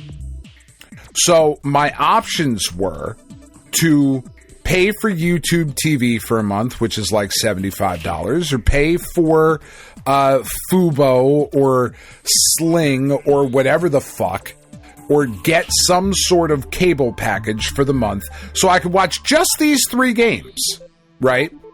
Or I was like, well, fuck it. ESPN has their new service. I'll just subscribe to the ESPN plus whatever I'll pay the extra couple of bucks, because that's not going to be $75, right?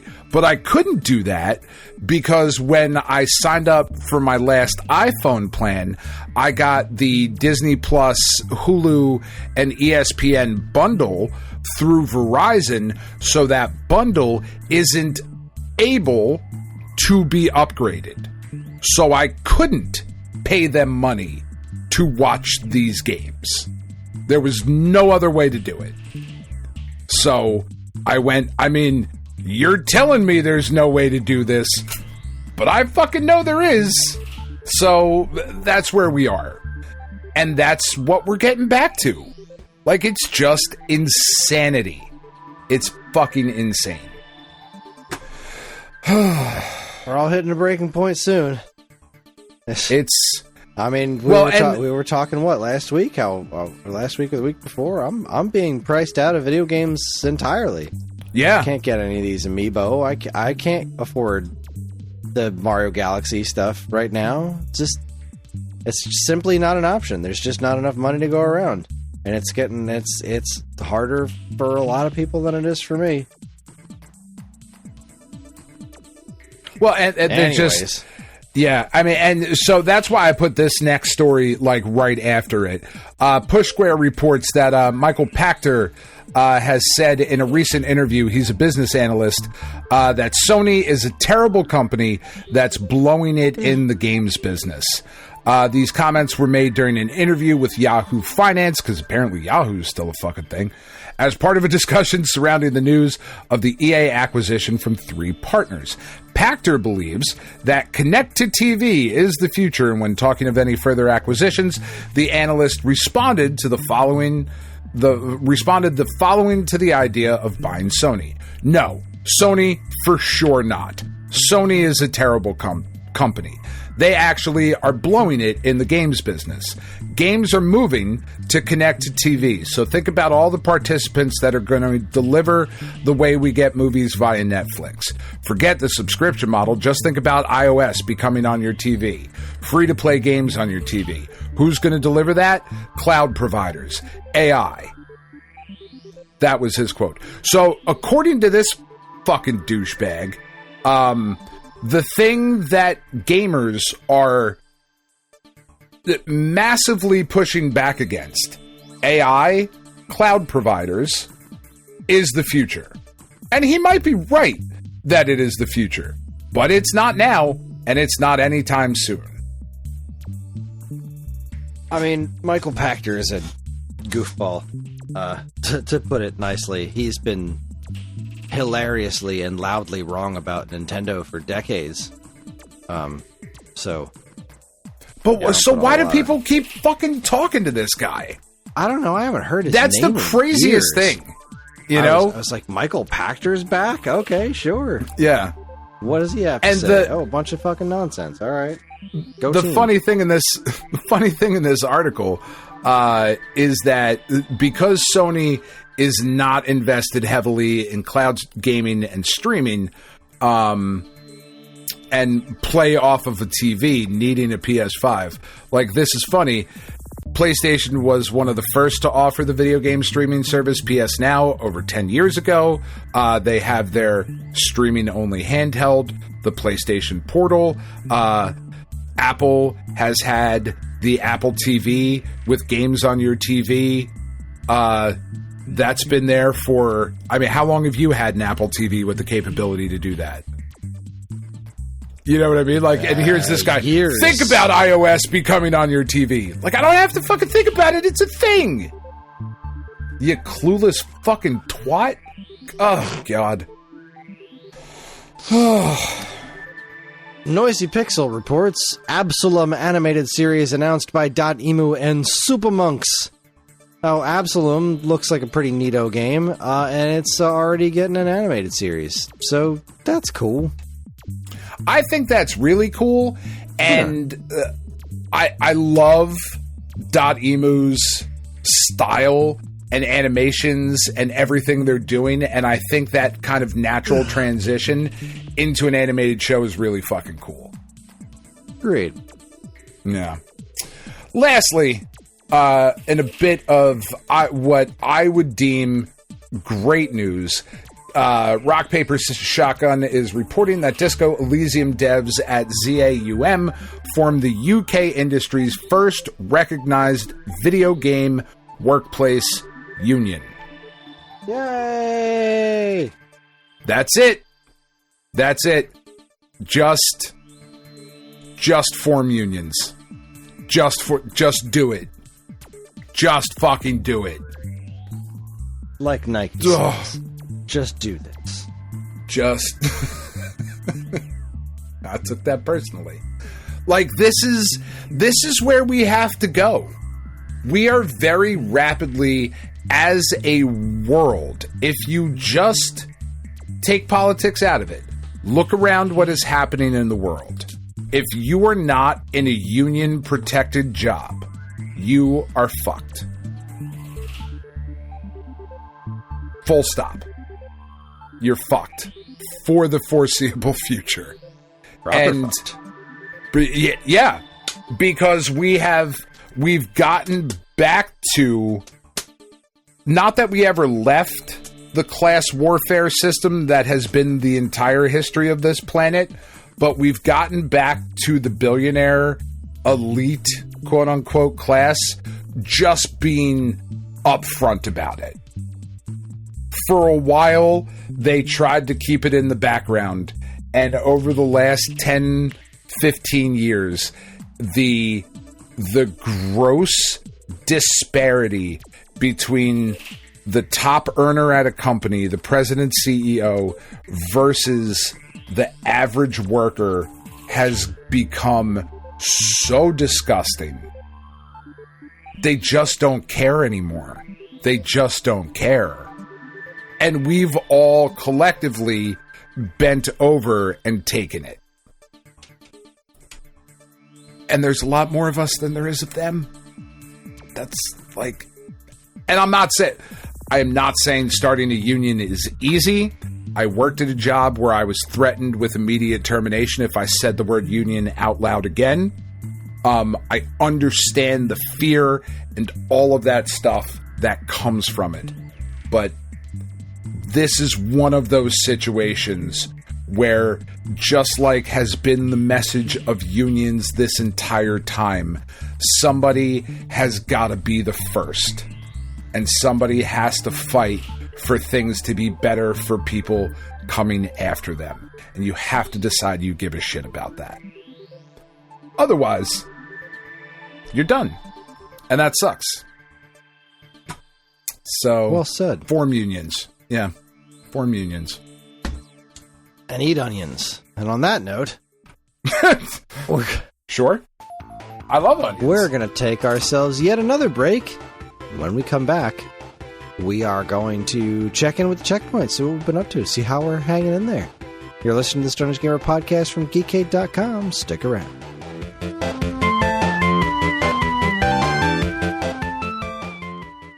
Hey, I'm Ryan. And I'm Andy.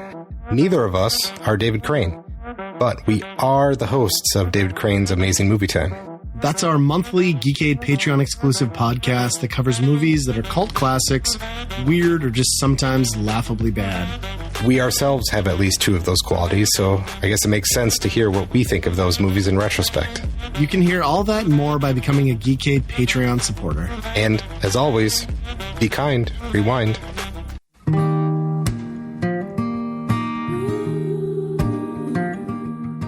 We are Safe at Home, the leading dog rescue in the heart of New Jersey. Are you searching for a loyal companion, a dog that will bring love and joy to your home? Look no further than Safe at Home. At Safe at Home, we believe in giving every dog a second chance. We rescue, rehabilitate, and find loving forever homes for dogs in need, right here in the Garden State. Our dogs are ready to make a lasting impact on your life. Each one has a unique story, a wagging tail, and an incredible capacity for love. When you adopt from Safe at Home, you're not just gaining a pet, you're becoming a part of our family. Our dedicated team ensures a seamless adoption process, providing ongoing support and guidance. With New Jersey's beautiful parks, beaches, and trails, you and your new furry friend will have endless opportunities for adventures and cherish memories. Safe at Home relies on the support of compassionate individuals like you. Your donations and volunteer work enable us to continue saving lives and finding forever homes for these amazing dogs. Join us in creating a safer, happier community for dogs in New Jersey. Together we can make a difference and give every dog the chance to feel safe at home. Visit our website or call us now to learn about how you can be a part of the Safe at Home mission. Safe at Home, because every dog deserves to be loved and protected. www.safeathomerescue.org.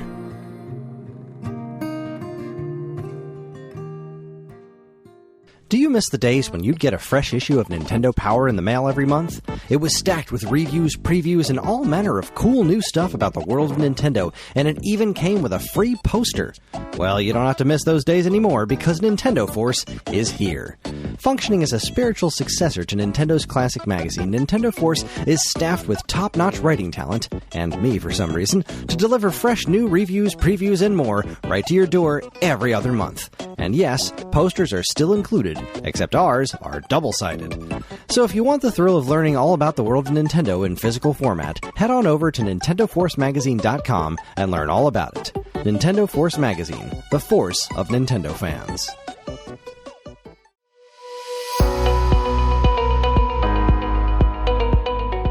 Hi everyone, Kris here. Podcast listening is free, but podcast creation is not. That's why the Geekade Patreon exists. In an effort to help us pay the bills, we've got a Patreon page set up where you can gain access to our monthly podcast topic schedule, get early access to many of our shows, and more. If you'd like to help support Geekade and keep these shows running week after week, head over to the Geekade Patreon page, linked in the show notes of this very podcast.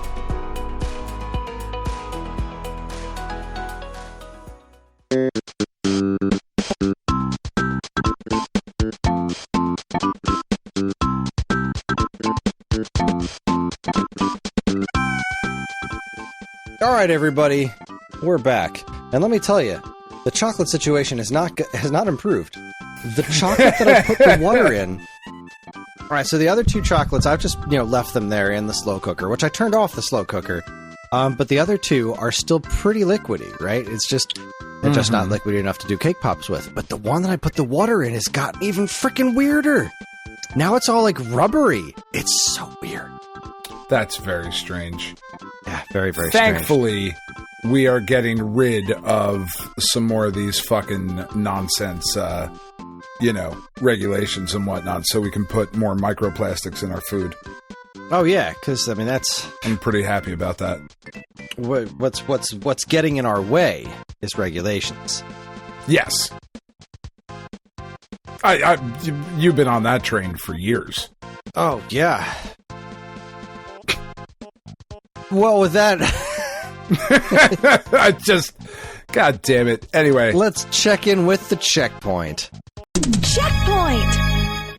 This is where we talk about what's been going on, what we've been playing and what's been going on in our lives. And I want to start off with something very nice. I am 100% sure, 99, you never really know, but I'm 99.9% sure that she doesn't listen to this show.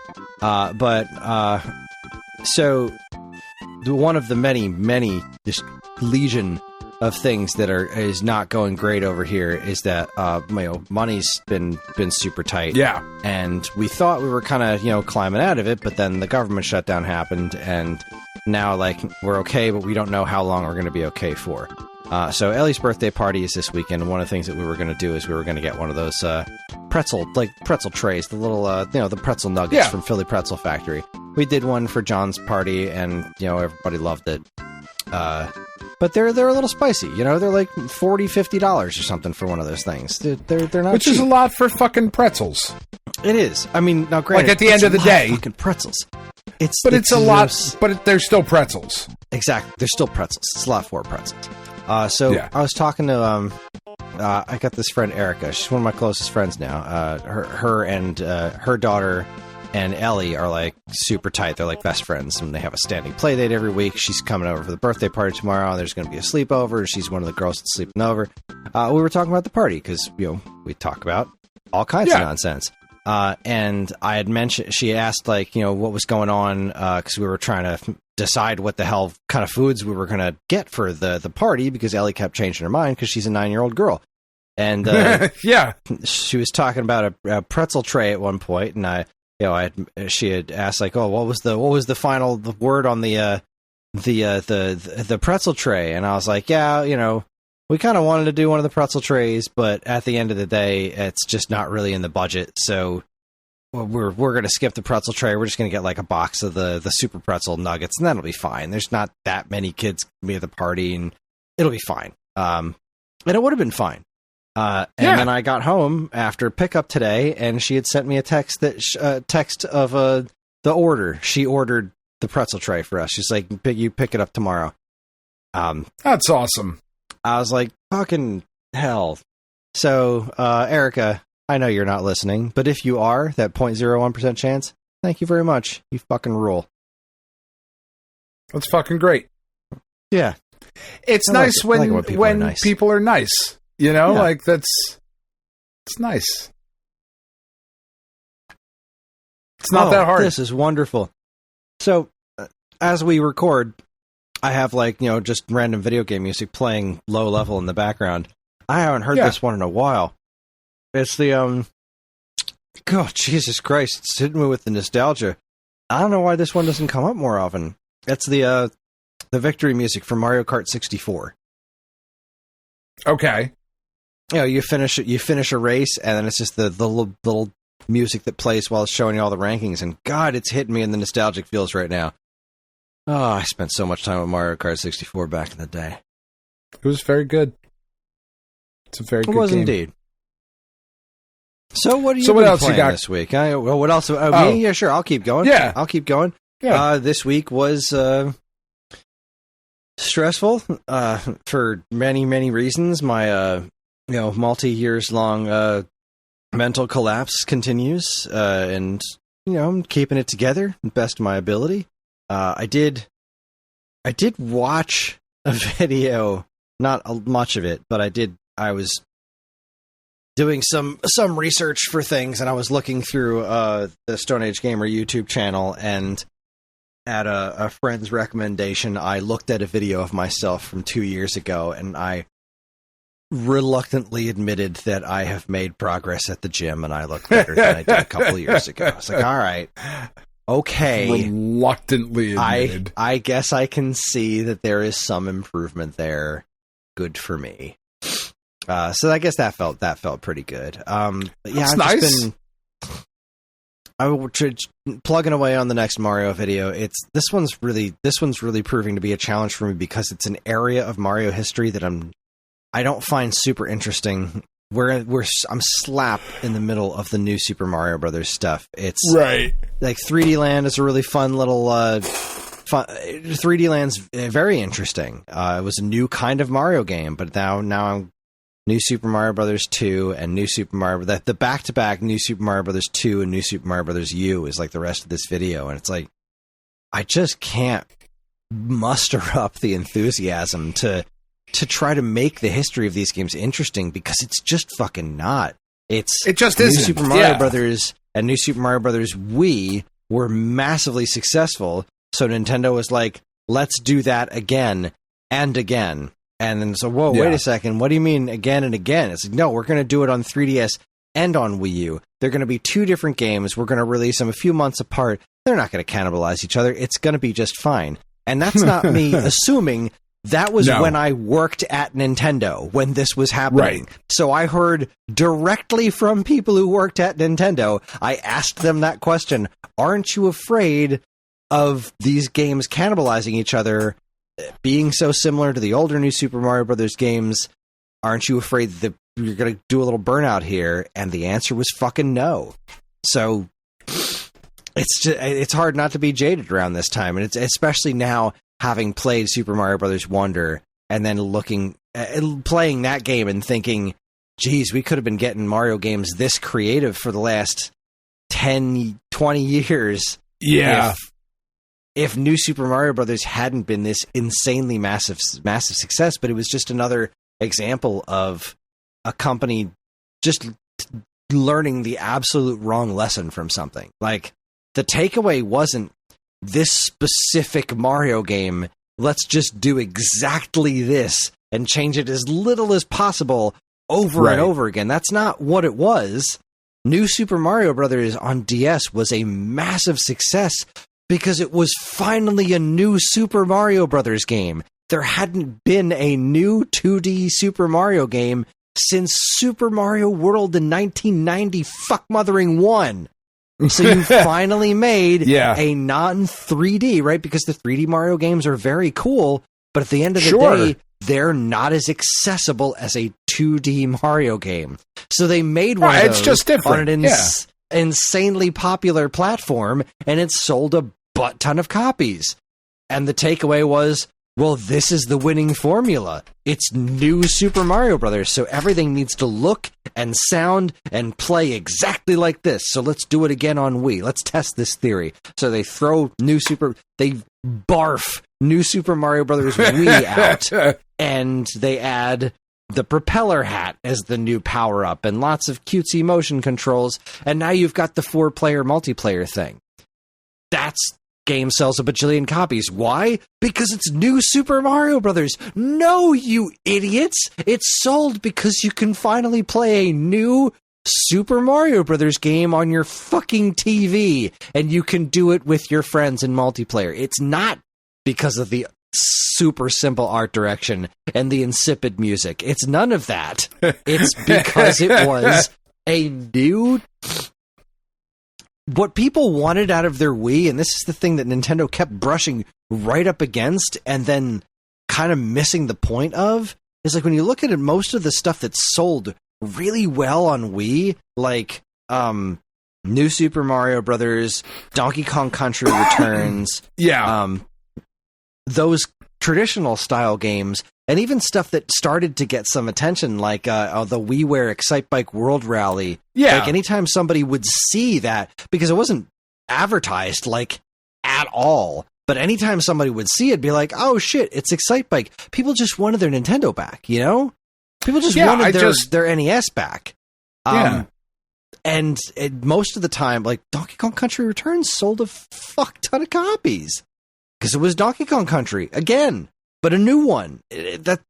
Sometimes that's really all you need. Punch-Out sold very well, especially by Punch-Out standards, because it was just a new Punch-Out game, right? Because I've been waiting for a new Punch-Out for fucking ever. Yeah, you don't actually need to reinvent the wheel. Sometimes you can just give people the game that they want, and not in the Zelda Twilight Princess way. It's like, no, Link should be dark and gritty. Like, sometimes it's, just make an F-Zero game. You don't have to reinvent the wheel. Just make F-Zero. Give me some new tracks. Give me a new F-Zero game with some new tracks. Because it's been like 25 years or 30 years or who knows how fucking long since you did that. It's been long enough. That's new to people now. Like, just use the modern technology and do the thing. It doesn't have to be like, but now they shoot pickles out of the back of the car. It's like, it doesn't need to be anything weird. It could just be like a new F-Zero game. It could just be a new Pilot Wings game. Like, what was the hook of the new Pilot Wings game on 3DS? You could look at it in 3D, and now you got your dopey fucking Miis. Oh, but nobody gives a shit about their Miis. People were happy to play it because it was just more Pilot Wings, and it was a damn good game. Fucking hell. I don't know that I have hated anything that Nintendo has done more than the fucking Miis. I despise them. I liked the Miis for what they were, and I like them.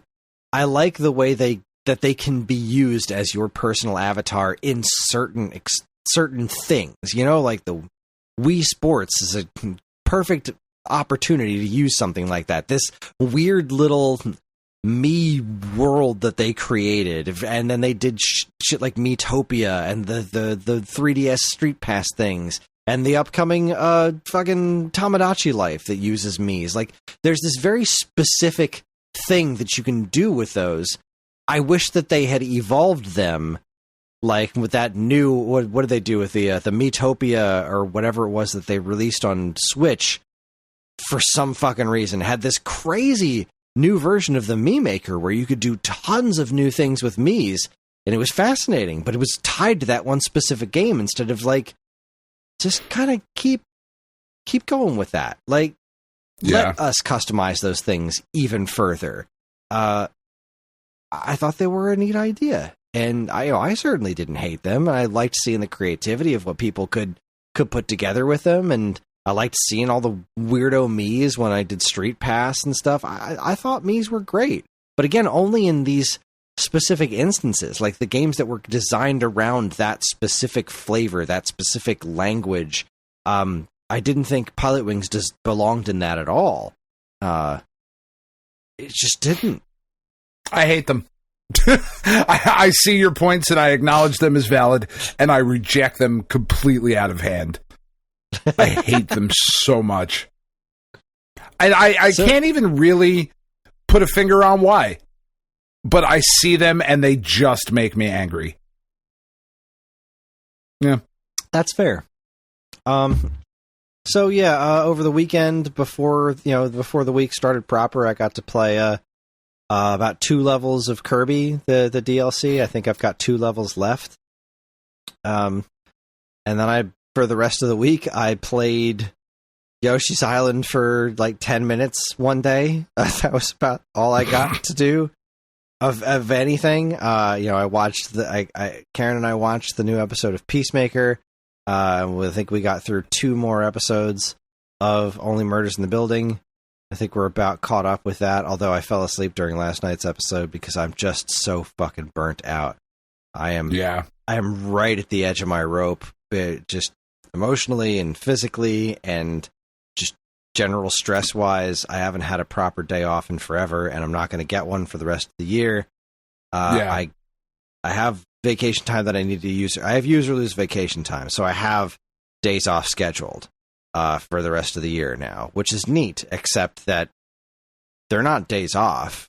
I have to do things on those days. Like, there were no days for the rest of the year where I could be like, okay, I'm going to take this day off, and I am just going to decompress. Like, that's going to be my day. I'm going to drive to the beach. Day. Yeah. And I'm going to sit there all day long and not have other responsibilities. But that doesn't exist. Like, on the one day, I'm going to get up, I'm going to go to the gym, I'm going to take the kids to school, and then when I get back, I'm going to prepare for the podcast I have to record that night. And then the other day is Friday, which I have to prepare to record this podcast. Then I'll be recording this podcast on that Friday. And then I have another 2 days off in December. Same exact. Oh, that's the other Friday is trunk or treat, so I might be a little bit late that night. So that's a whole other ball of wax. So then the other 2 days that I'm taking off in December are a similar situation where I have work to do during those days. Just not, I won't be doing Stone Age Gamer work specifically, but I will be doing other work. Like there will not be just me work will be done for a day. Work will be done. Chores will be done. My various other jobs will be done.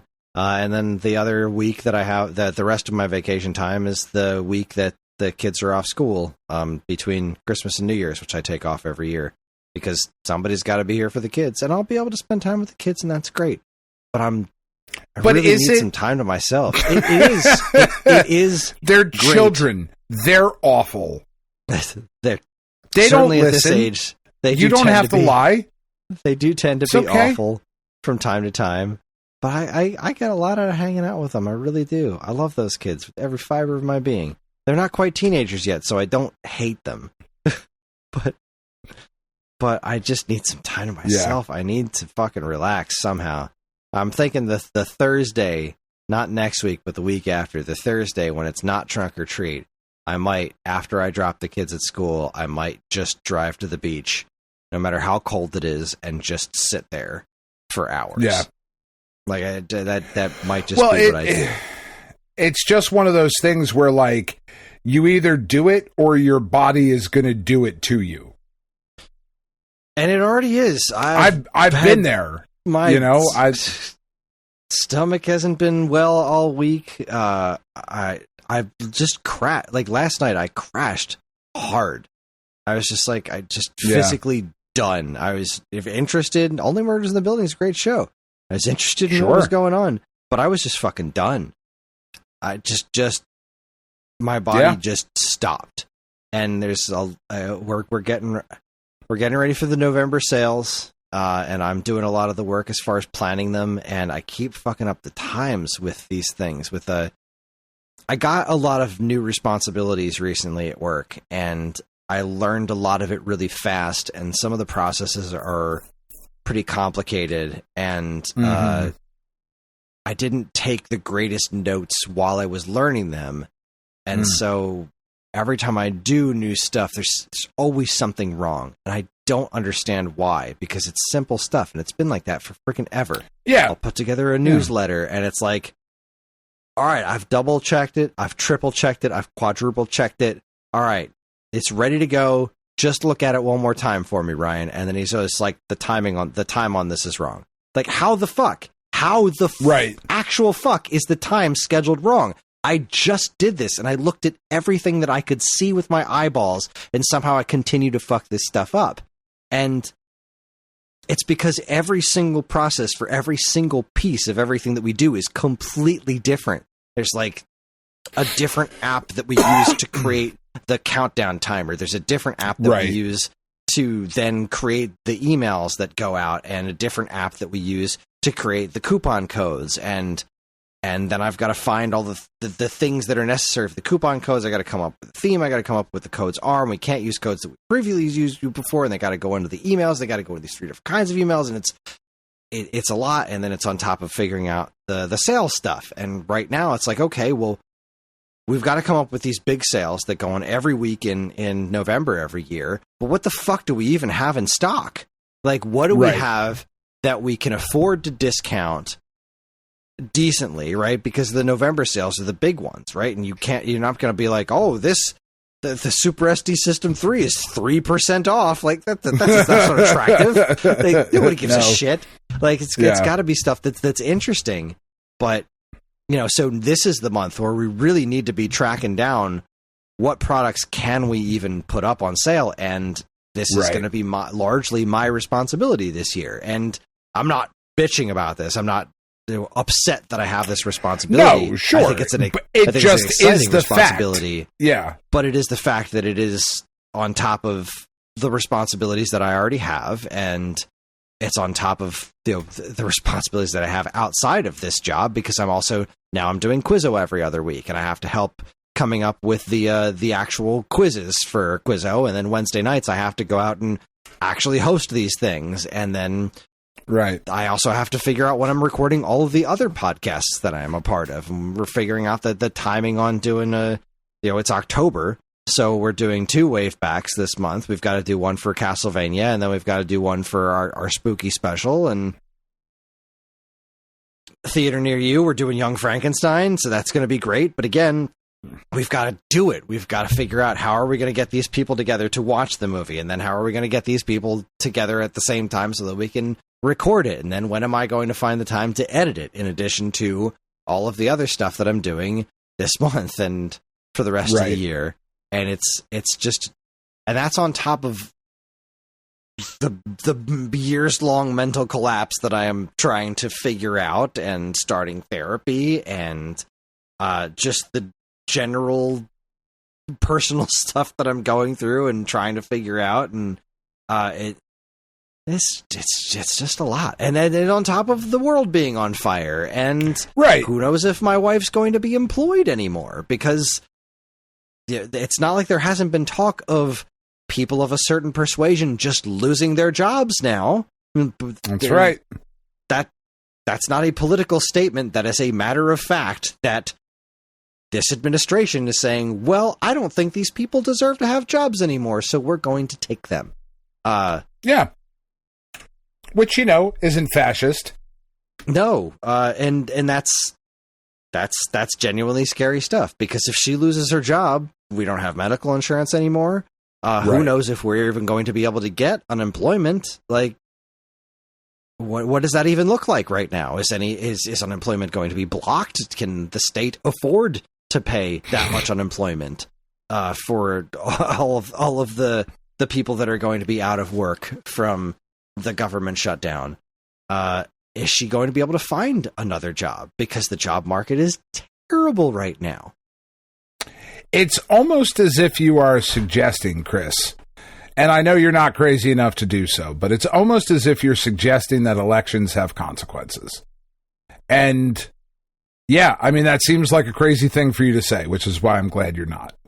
I'm not. I would never suggest that. Nope. There you go. You just said it out loud, so you're definitely not. What it really sounds like is that you need like a unified, like, website storefront kind of thing, and that's why I'd like to thank this episode's sponsor, Squarespace. If you are looking to build a website with a unified storefront, well, Squarespace, they fucking got your back, man. It's like Squarespace does not sponsor this podcast. Would you stop that? They don't? Oh. They don't. Shit. Nobody sponsors this podcast. I thought if you just said it, that's how you got sponsorships. No. I'd also like to thank our other sponsor, Quip, for keeping our teeth healthy. And Tampax. What's the cereal that everyone... Oh, Magic Spoon. Magic Spoon. There you go. Hey, do you hate yourself and want to suck the joy out of breakfast as well? Eat Magic Spoon. Like, this tastes just like childhood. Does it? I promise you it doesn't. I promise you it doesn't. I don't have to have it to know it fucking doesn't. I'm complaining a lot. It's late and I'm very tired. And I'm very overwhelmed by life, but I don't want everyone to think that I'm utterly miserable at all times, because I'm really not. Hopper's tail. Sometimes you're asleep. Yeah, sometimes I'm asleep. No, Hopper's tail is back up, which is making me real happy. Yeah, I tell you, he just sprained it. It happens. The weather's been nice. I've been eating some. The good Giants food. won last week. I mean, I know how happy you were about that. That's right. Jackson Dart. Thrilled. Yeah, out there fucking darting them up. I mean, on one hand, I'm happy that the Phillies are like where they are, but also like, now I don't get to watch the Phillies play for a little while, so okay. Yeah. But hockey's going to come back relatively soon. The little bit Tuesday. of TV that I've been able to watch is okay. There you go. Tuesday. Huzzah. Yeah. Tuesday's opening night. TV that I've been able to watch has been good. My mom's back in good health. She's going to pick up the kids from school next Friday. Ellie joined choir at school, and she has to go to school early for it, which is just fucking hilarious. Am I wrong in remembering you saying that Ellie cannot sing? You are not wrong in remembering. Okay, I thought that was something that we had discussed. But she thinks she can sing. And that's all that matters. You got big eyes, big mouth. Confidence. That's all you got. Yeah. Fucking kill it, with kid. Confidence. And maybe she'll get there, maybe she will. She's got the confidence and she's got the drive. But so the thing is that I would have to take her to school and then come home and take John to school. And I did that last year with the art club that she was a part of. Well, this year, I get back from the gym, I get her out the door, and I take her to school, and then I come home, and then Karen takes John to school, which is wonderful. Yeah, it's great. I also noticed that the neighbor girls, Sienna, which is Ellie's age, she's also in choir. And then her little sister Bella is not in choir because they're not available for choir yet. Like that's that. She's like I think she's 1 grade behind her or 2 grades. No, I think she's 2 grades below her. Either way. So I noticed that my neighbor was doing what I was doing last year and driving to and from the school twice. And I was like, well, this is dumb. Just send Sienna over here in the morning. I'm going there anyway. You're right there. We're next door neighbors. Like, so I texted her. I was like, look, if you just, it's silly for both of us to drive our kids to the same place at the same time from the same exact place. And also it's silly for you to have to go to and from twice from school. So just send Sienna over here. I'll take her. And she was like, just don't. Yeah, Don't do that. And she was like, "This is like these two kids are her like second round of kids." She was just like, "I didn't even think of it. I'm so used to the shit by now, but that's very kind of you, absolutely. And if you're ever like not feeling up to it, let me know and I'll take them."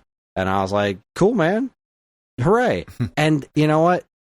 I assumed Sienna was going to come over like when it was time to get out the door, but she was here like at 7. We're supposed to be there at 7. We're supposed to leave at 7:20, and she showed up at like 6:40 or something. And it was that's awful. Oh, it was great. Like I'm I've been at the gym for ages, so like I'm already up and at 'em, and I'm like getting breakfast together, and it just kind of felt like,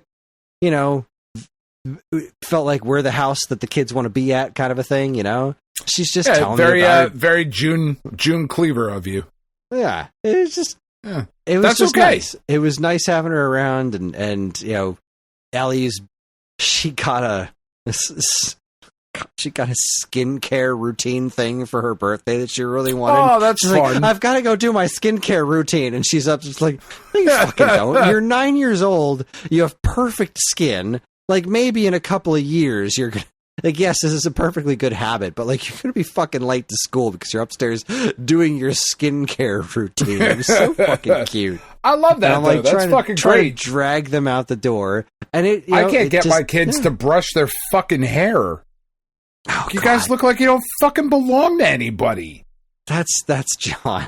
And it was really funny because so since I'm doing Quizzo more often for the rest of the year. I went out to Quizzo on Wednesday to watch Jim to see how he does things, to see if like, because I know I don't really do it with anybody else. I don't know what anybody else does. I just know my routine from making it up when I did it years ago, but I don't actually go to bar trivia because I don't drink. I don't go to bars. So I went out and I hung out with Jim while he hosted on Wednesday, just kind of pick up a few tips because he's been doing it longer than I have. And I definitely, I'm going to change up my routine a little bit. I learned a lot. But when I was out there, he was asking how John was doing. And I was just like, hey, he's doing good. I just wish he would wash and brush his fucking hair. And like, he was like, look, because I've known Jim forever, right? Jim's one of my oldest friends. He was like, see, I seem to remember a summer where you wore the same pair of shorts every day and never washed them. And I was like, you fucking got me there. Sure, yeah, but still, like... But I went swimming in those shorts, and there's chlorine in that water. Oh, so yeah, that's how that works. Technically clean. Technically. Technically, that's how that works. It was just I funny. agree. It's nice to hang out with Jim. Jim, he's the voice actor that came on the show a while back. Yeah. That was the thing that I terrible had to say, guy. But I texted him. He gave me some really cool news, but I can't. It's still under wraps, so I can't say anything yet. Okay. But I texted him. I was like, "Yo, can I talk about it on the podcast? Because I really want to." And he was like, "Nah, get me in trouble. You can't talk about it yet. Soon." Like, all right, fine. But he got a really cool job, and that's he awesome. was able to. He told me what it was, and I was like, "Oh shit, this is great." I mean, fuck him. He's a terrible dude, but, I'm happy he got a job, I guess. How very dare. Yeah. I have no allegiance to Jim. I do. I have all the allegiance to Jim. So let's see. The only other thing that I wanted that I needed to mention was that Gambler is, in fact, back, but only kinda. So it seems that you said you thought that's the way it was going. It went a little differently than we expected. So the day of, right, we were looking at it, following the numbers, and it was up on MGM and Borgata. But then everything went down, and then Borgata, like, it just disappeared off of Borgata entirely. But it stayed on BetMGM, and so we're like, all right, well, let's see how we do it. We went to the one game, and our whole group did it, and we each won. We won about $40 per device, so that was $80, which was nice. But then we all had the same problem because you have to spin through that stuff. Now, the games, we all did what we usually do with the old games. but they weren't. They changed the odds in those games. In everything that I could do, the odds were so much lower.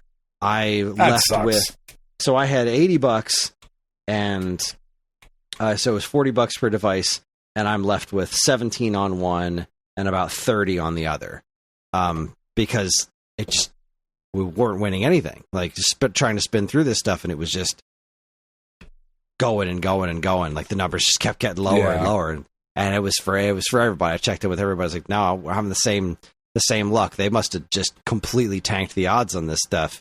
So it's not nothing, right? If I wind up pulling in $50 a week, that's nothing. That's not nothing. Exactly. It's not nothing. It's not what it used to be. But if I can, maybe the Borgata ones will come back. And it's $50, right? So it was about 17, and then I think the other one was at 30. So that's like just shy of $50. And if you double that, I guess it would all kind of balance out to be similar to like around the 400-ish a month that I was making.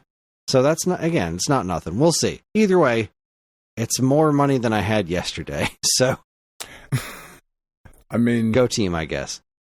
Go team venture. Yeah. It is something. It is ridiculous that these are the things that we have to do to get through the day. It really fucking is. It really. But at the same token, like, not trying to be such a negative Nancy, there is a lot of good. I got a free Game Boy Lego set. I get to make a Lego video next week, which is going to be fun. Still love walking the dog. Yeah, and that's the thing. Like, no matter how bad shit gets, if it's a nice day outside and I'm walking Hopper and I can just look at the sun through the trees, that'll get me through most of the day. That'll get me through most of the day with a smile on my face. Unfortunately, when it's weeks like this where I'm really working on video editing hard, I'm stuck in the basement, and in the basement I don't really get sun down here. But there's been some real nice stuff this week. Like the thing with the Gurkha and the pretzels. What a wonderful thing. Like that it's a wonderful thing, man. That just made me so happy. Ellie's cheer routine's coming along real nice. She's such a friggin' fireball of fun. John's he's struggling in school a little bit, but we had some so we've kind of bonded over this really weird YouTube channel called Mega Man Victory. Okay. This is a pretty neat channel. It's there's two versions of it too. He just opened up a second flavored one. So what it is it's the he basically takes like Mega Man boss AIs and pits them against each other. So like he just takes exactly the way that they act in a game, and then he pits them against each other. And it's freaking fascinating because it's not just the Mega Man bosses. It's like he'll do weirdly enough, like the strongest thing, I think the thing that is lost the least in any Mega Man thing is the Harry, which is those hedgehog-looking dudes in Needleman stage in Mega Man 3. Yeah. Those things are when you're fighting them, like as a person, they're not that hard. But against computer AI, they're like fucking invincible. It's insane. That's so weird. He doesn't really cover a lot of the Mega Man 4 Robot Masters, but he does cover why can't I find I'm on my YouTube channel and I'm looking for, I just want to look at my subscriptions, but there we go. So I was trying to get to Mega Man Victory. Like, what was the most recent one that he did that was really interesting that we watched? So of all the Robot Masters, and it's just 8-bit stuff, right? Because it's just NES tier stuff, including Copy Robot version of Mega Man. Of all the Robot Masters from the original NES Mega Man games, which one do you think has proven to be the strongest? Like, which ones do you think are the most difficult to beat? Of all the Robot Masters from the original NES games. Now, this is just the way that their AIs work. Yeah. So it's not like something's controlling them. They just act exactly the way they do when you're fighting them. Because, like, I would say, like, I want to say, like, Flashman or Quickman. Like, I feel like those might be difficult. I'm trying to think of, like, boss patterns and remember stuff. Right, because the thing with Flashman is, you're right, you would think that Flashman would be tough. Yeah. But Flashman can't hit anyone for shit. Yeah. He just runs back and forth, and he freezes and he shoots forward. But most Robot Masters jump around. So, like, Flashman almost never wins. Quickman's in a similar situation. Because Quickman does the most damage to you when he runs into you. But he doesn't do that kind of damage to other Robot Masters, so most of the damage he does is with the quick boomerangs, which really aren't that much. And his pattern is far less complicated when he's not reacting to a real person running around. So, like, Quickman actually gets whooped pretty quick. So he does okay. Yeah. That being the case, I would say maybe like an unconventional pick, like maybe Airman. Would be that's one of the best ones. Airman is almost unstoppable. Because I'm thinking like with the way the robots jump around and the way his attack is, I could see that. Yeah, air shooters. That's neat. The air shooters are invincible. There are very few things that can actually make those little tornadoes disappear. So he almost always does damage, and every time he shoots those out, he blows you across the screen. So Robot Masters that require movement always wind up getting pushed away from him. So Airman almost always has distance. Airman destroys in this. That's the other one that surprised the shit out of me, who is nigh unbeatable, is fucking Bubble Man. Because I can see it. Yeah, is always I can see it because so he swims basically. So any. Doesn't matter if there's actually water there. The way he's programmed, even in just air, he just swims through. And he just dishes out damage constantly. And he's got a weird pattern because of the way he swims. Because he swims and he's always shooting forward. But recently he started doing these videos where he's just incorporating other AIs. So it's like, you'll go against a bunch of Robot Masters where like, 100 Snake Mans versus one Pharaoh Man, because Snake Man is fucking useless. I love Snake Man. Yeah. Snake Man is cool as shit. Like, as a character it's a great design. But, like, as a boss battle, he's pretty fucking weak. But then it'll be like, all right, here's a bunch of, like, right here. Here's Pharaoh Man versus World 1-2 from Super Mario Brothers. Like, how does Pharaoh Man's AI get him through this stage and like jumping through things and breaking the bricks? The answer is it doesn't. It's amazing. Sometimes most of them did, or like he'll pit That's nuts. 3 Robot Masters versus Bowser from Super Mario 1 with the hammers, like, so he's constantly throwing the hammers. Is super interesting. The one that we just watched the other day, which I found utterly fascinating, was everybody versus Meta Knight from Kirby's Dream Land. Yeah. Kirby's Adventure. And that was really interesting. Like, some bosses did way better than I expected, and some did way worse. But it was really, really interesting to watch. So I love this chat. It's called Mega Man Victory. And then there's like an outtakes channel, which is called like Second Victory. And it's just a really, really dorky and interesting channel if you're really into Mega Man Robot Masters. Which, I mean, duh. Like, that's this audience. You fucking should be. Yeah. I wonder why he doesn't do much Mega Man 4. Like, I feel like he does 5 and 6 pretty consistently. And what was it? Centaur Man. I feel like Centaur Man gets wrecked pretty often. Oh, for Mega Man 4, another nigh unbeatable boss is friggin' Dustman. Holy shit, Dustman. Yeah. So he's fully invincible when he does that thing where he's pulling you in with the dust thing. But unlike Magnet Man, see, like, Magnet Man does the same thing, but as soon as he hits you with it, the attack ends.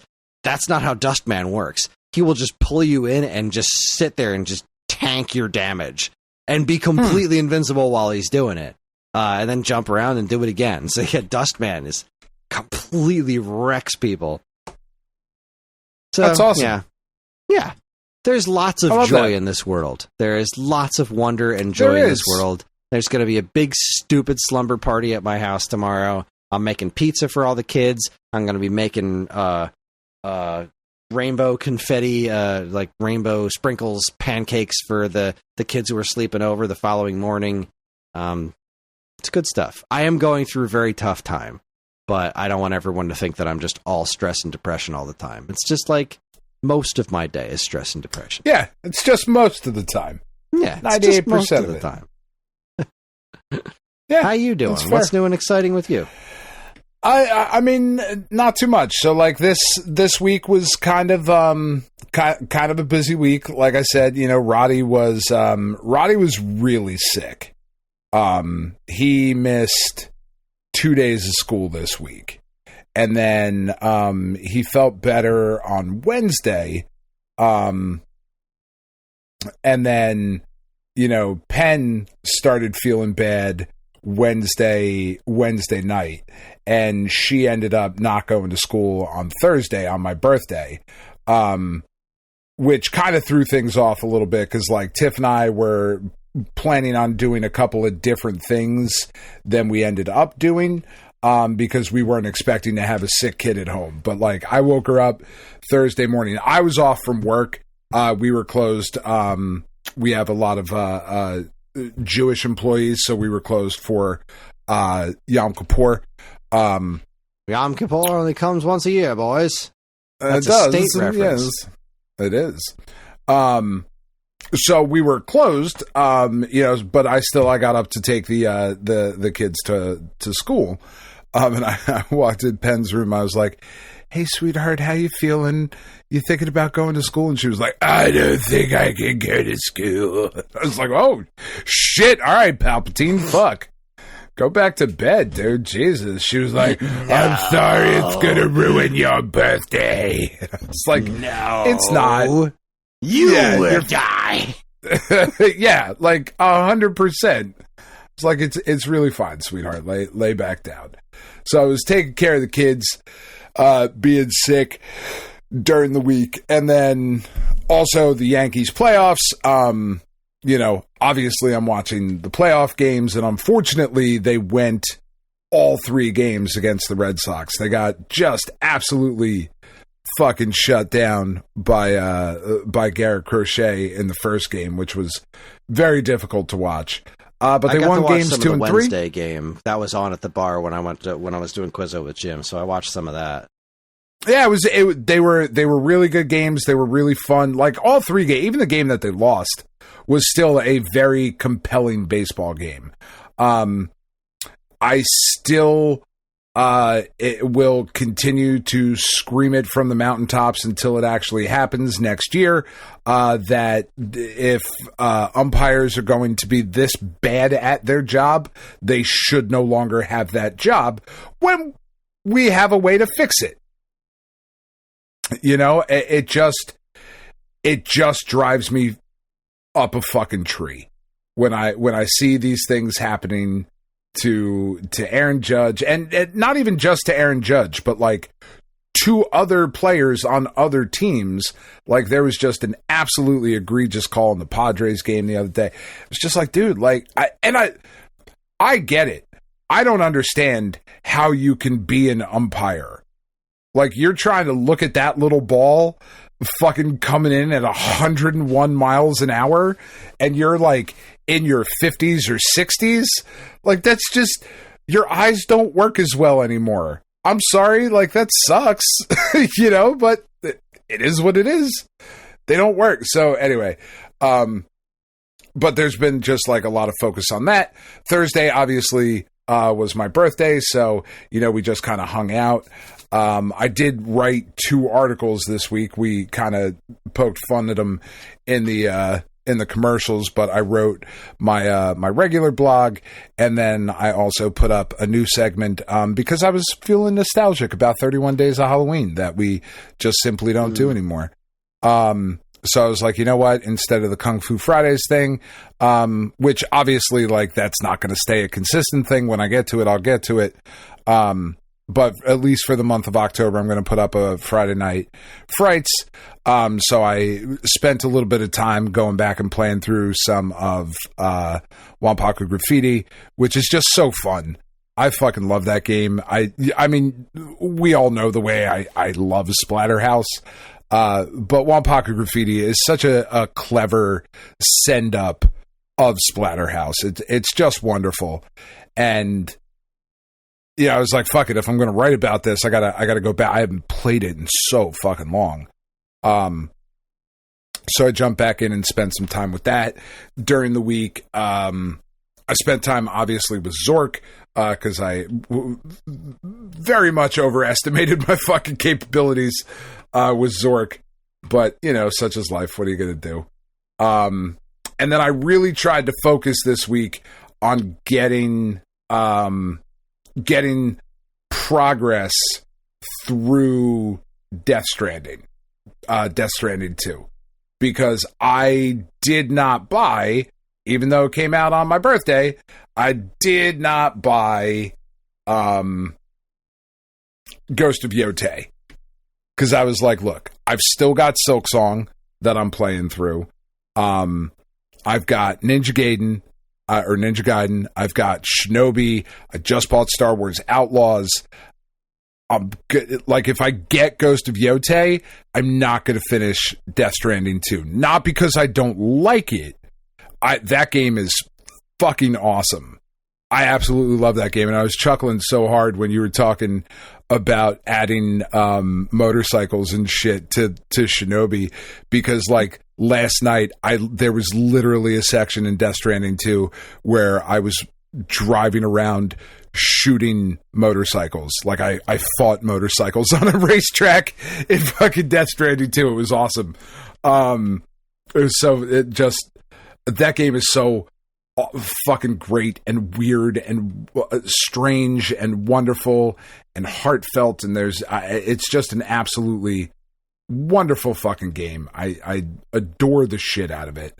But I also like want to get to these other things, so now it's almost like there's too much to play, you know, of like, fuck, I gotta get this done, you know, I've got to get this done so I can get on to the next thing.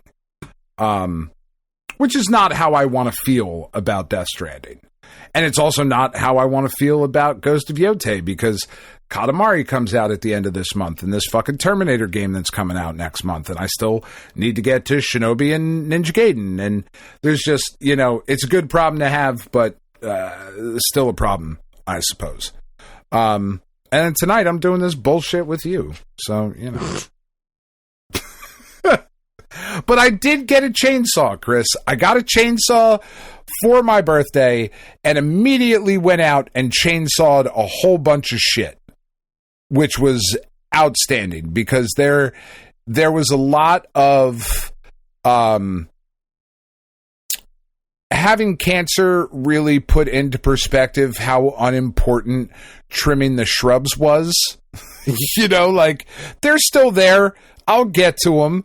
They did get a lot fucking bigger, and there's like some of the stuff that grew on the side of my house, and we had this one rhododendron that was out front of the house that just grew to an unwieldy size and shape, and there was really no way to manage it. And Tiff hated it anyway. She didn't want it there.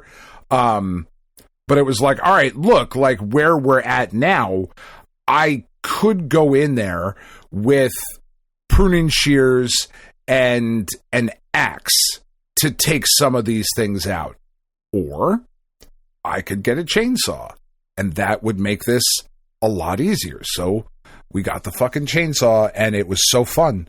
I have never had so much fun doing yard work. And more fun. Oh my God. What a fucking blast the chainsaw is. Awesome. Yeah. And like, it's a mini chainsaw. I took that tree down. It's not a full-size chainsaw. Yeah. But still, I don't need a full-size. Yeah. You know, it's still... I think it was like 2 years ago when I took that tree down, and that was just like, man, that was great. I wish I had more need for a chainsaw. I have no other... I don't own one because I have no more need for a chainsaw. There's just nothing else in my life that I need to chainsaw unless I get into ice sculpturing. I mean, maybe don't do yard work for a while. See what happens. I can't do that. I can't do that. So, I can't. I'm physically incapable. I know you can't. So yeah, but you know, and also doing some prep work out in the garage and trying to get we're just now we're kind of getting back to the point of like trying to reset our lives and recover from this fucking crazy thing that I went through last year. You know, I think it's pretty safe to say that I'm past it, and you know, we can move on. I mean, I'm still, obviously I had my appointment a couple weeks ago and everything's looking good. You know, there's still a chance that it will come back and I'll have to undergo some more chemo or whatever the fuck. But in the meantime, it's like, all right, let's try to catch up on some of this shit that kind of got away from us when, you know, Tiff, the kids, and myself, like none of us were like, man, I really got to get out there and handle the backyard leaves. You know, it just wasn't a thing that anybody really thought about. But now I got to fucking take care of it. So that's kind of what we're going towards, which is cool. I'm excited about it. I'm excited for you. Yeah. And now this week coming up, you know, I've got more playoff baseball to watch. I am feeling pretty confident that the Giants will be, or the Giants, sorry, that the Yankees will be taking down the Toronto Blue Jays. But, you know, we'll see. But I'm going to have to watch that. I've got the Giants game coming up. Devils are coming back on fucking Tuesday. Like, there's a lot to get into while also trying to finish fucking Silksong, which I officially got to Act 2, and fuck. Like, I thought I was getting, because like I got up to the point where it was like, all right, I am about to enter the Citadel. Like, that's what's about to happen. There is a fight. I have to fight the last judge, and then I am in the Citadel. Awesome. And then it goes Act 2. I was like, son of a bitch, I'm not even close. All right. Fuck. That game's so fucking good. Yeah, I think I'm trying to decide where I'm going next after Kirby. Again, I don't imagine I'm going to have a lot of time for gaming for the rest of the year, and I don't think there's any other games that I'm going to need to play immediately. Except maybe that Marvel Invasion game. That's this year, right? Yeah, that they just put a demo out on Steam. So I'm going to download that, and we'll talk about that next week. Yeah, but it's not. That's not going to be a long game. If no, you know, history serves, that's not going to be the kind of thing that's going to be. This is going to take us a bunch of time. So I'm trying to determine, once I finish this Kirby DLC in the next week or two, do I go back to Silksong or do I start Shinobi? And I mean, I feel like you go. Oh, go ahead. I feel like you go back to Silksong, just because, like, right now you kind of have a break before Prime 4 comes out. Fuck, I forgot Prime 4 is still this year. That's in December, you know, right? because, like, I don't think Shinobi is going to be the type of game that demands your focus the way something like Silksong does. I could be wrong on that, but I really doubt I am. Yeah, but but then again, like, am I going to be able to get through? How much game am I going to be able to finish Silksong this year? I don't even know.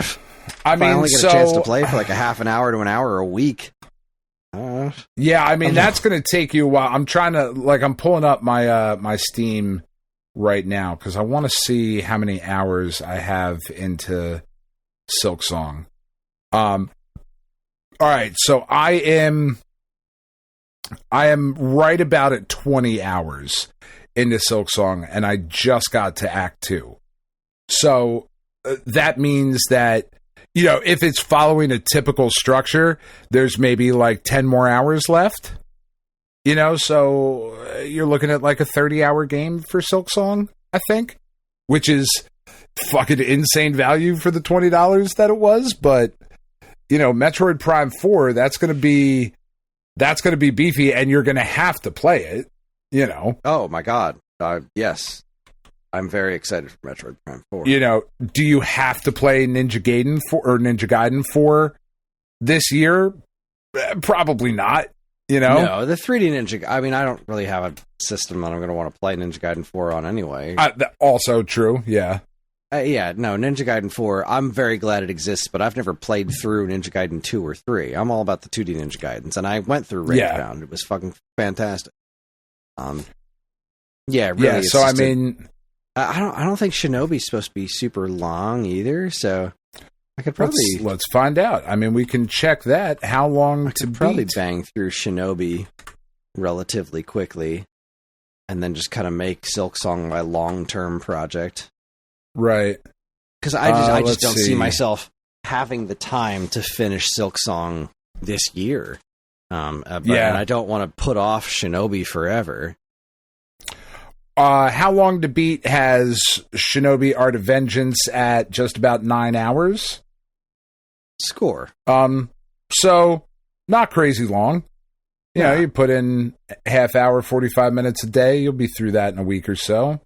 Yeah, I can get through that game. But I mean, let's see. What else do we got coming out, this so we're into October. I mean, you're not running out to get Mario Galaxy and Galaxy 2. You're not going to play through both of those. No. Would you like to? I'd like sure, to. But that's not a thing that's going to happen. Ball Pit looks really fun, but then we've got Ninja Gaiden 4, Pokemon Legends, not for you. Double Dragon Revive, you fucking hate. So yeah, no interest in Double Dragon. I would really like to play Once Upon a Katamari, Mortal Kombat Legacy Collection, Mina the Hollower. Mina the Hollower's one. Yeah, that one probably. That Terminator game does look really good. I think I'm going to wind up getting it just because how limited my budget is for the rest of the year. Yeah. I'm going to be skipping Toxic Crusaders. I'm probably going to be... John really wants Kirby Air Riders. But he also really wants Pokemon Legends ZA. Like, he's really, really into those two games. So I feel like finding a way I feel like you got to pick one of the two. Well, I'm thinking for, Christmas, I might be able to afford to get him both of those games. Mina the Hollower, that'll probably hit, like, what? I'm guessing that's like a $20 game, probably. Probably. But based on, like, Yacht Club. I'm not jazzed enough about it to be like, no, I need to have that in my life. Right. I've already paid for the Bubsy Perfect collection and I think the Mortal Kombat collection, so right. I'm not going to cancel those pre-orders at this point. I've got stuff coming. I haven't pre-ordered Prime 4, but if it comes down to, I mean, if I have to wait on that one, I have to wait on that one. It is what it is. I've waited this long. We'll see where the day takes us. Yeah. Yeah. They're yeah. What a year. There's a lot, huh? Like, what a fucking there's year for so gaming much. This has been. There's so much. I'm just looking at the stuff that I haven't played yet that I want to. Like, Hades 2 is out. Claire Obscure Expedition 33 is apparently fucking great, and I was interested in that to begin with. Like, there's so much stuff that has come out this year, and next year looks stupid as well. Next year looks like there's going to be a ton of shit. Like, God damn it. Stop putting out so many good games, you fucking assholes. Well, speaking of fucking assholes, I need to get to bed. That was a terrible transition because I don't even know what it meant. But really, No, I'm tired. I know what it meant. I know what it meant. Be there in a couple. I'm toasted. Where's my calendar? Where is my freaking calendar? Where is Google Calendar? Somewhere. There you are. Oh, that's right. I forgot to do that earlier today. I can still post that message. That's going to be our show. It's going to wrap it up for us tonight. Join us next week for the SAG bag. I think we're good. We had an open week, and I think we're let's do do a it. mailbag. Let's do it. Let's open up the spooky SAG bag. Ask us all of your haunted questions, and we're going to do our damnedest to answer as many of them as humanly possible because that's what we do a couple of times a year now. So we're going to do We're going to do the SAG bag. I'll toss it into the Discord. Obviously, it'll be too late for everybody listening to the show to get the questions in for a week at a time. But that's just the way. That's just the way these things work. We can just use Trash Man's list. We're fine. We can. Yeah. We're good, actually, but yeah. If you listen to this show and you don't have any other way of getting in contact with us, you should. Follow us on social medias and stuff. I'm going to post. I'm going to post everywhere that we're taking questions for the mailbag. So that's the best. Send I got a letter. For you. Send us a letter. PO box. Something. We're on most social media platforms. P.O. Box, are you from the past? If you want to get in touch with us, we aren't very difficult to find. All it takes is a quick look at our show notes, and you'll see links to our social media accounts as well as all manner of other fun stuff like a link to our namesake, StoneAgeGamer.com, and more useful links than you could shake a joystick at. If you'd like to get early access to this show's episodes as well as a bevy of other shows on the Geekade Podcast Network, check out our Patreon, also linked to in the show notes. It helps keep this show running week after week, and all our patrons are loved and appreciated. This show's theme song, Squared Roots, was written by Banjo Guy Ollie. You can learn all about his wonderful music and more by following the link to his YouTube channel, also in the show notes. And finally, as always, we'd like to thank our intrepid editor, Evan, for making the show listenable for all you folks. And we'd like to thank all you folks for listening in the first place. That is it. On behalf of Dan and myself, keep playing games.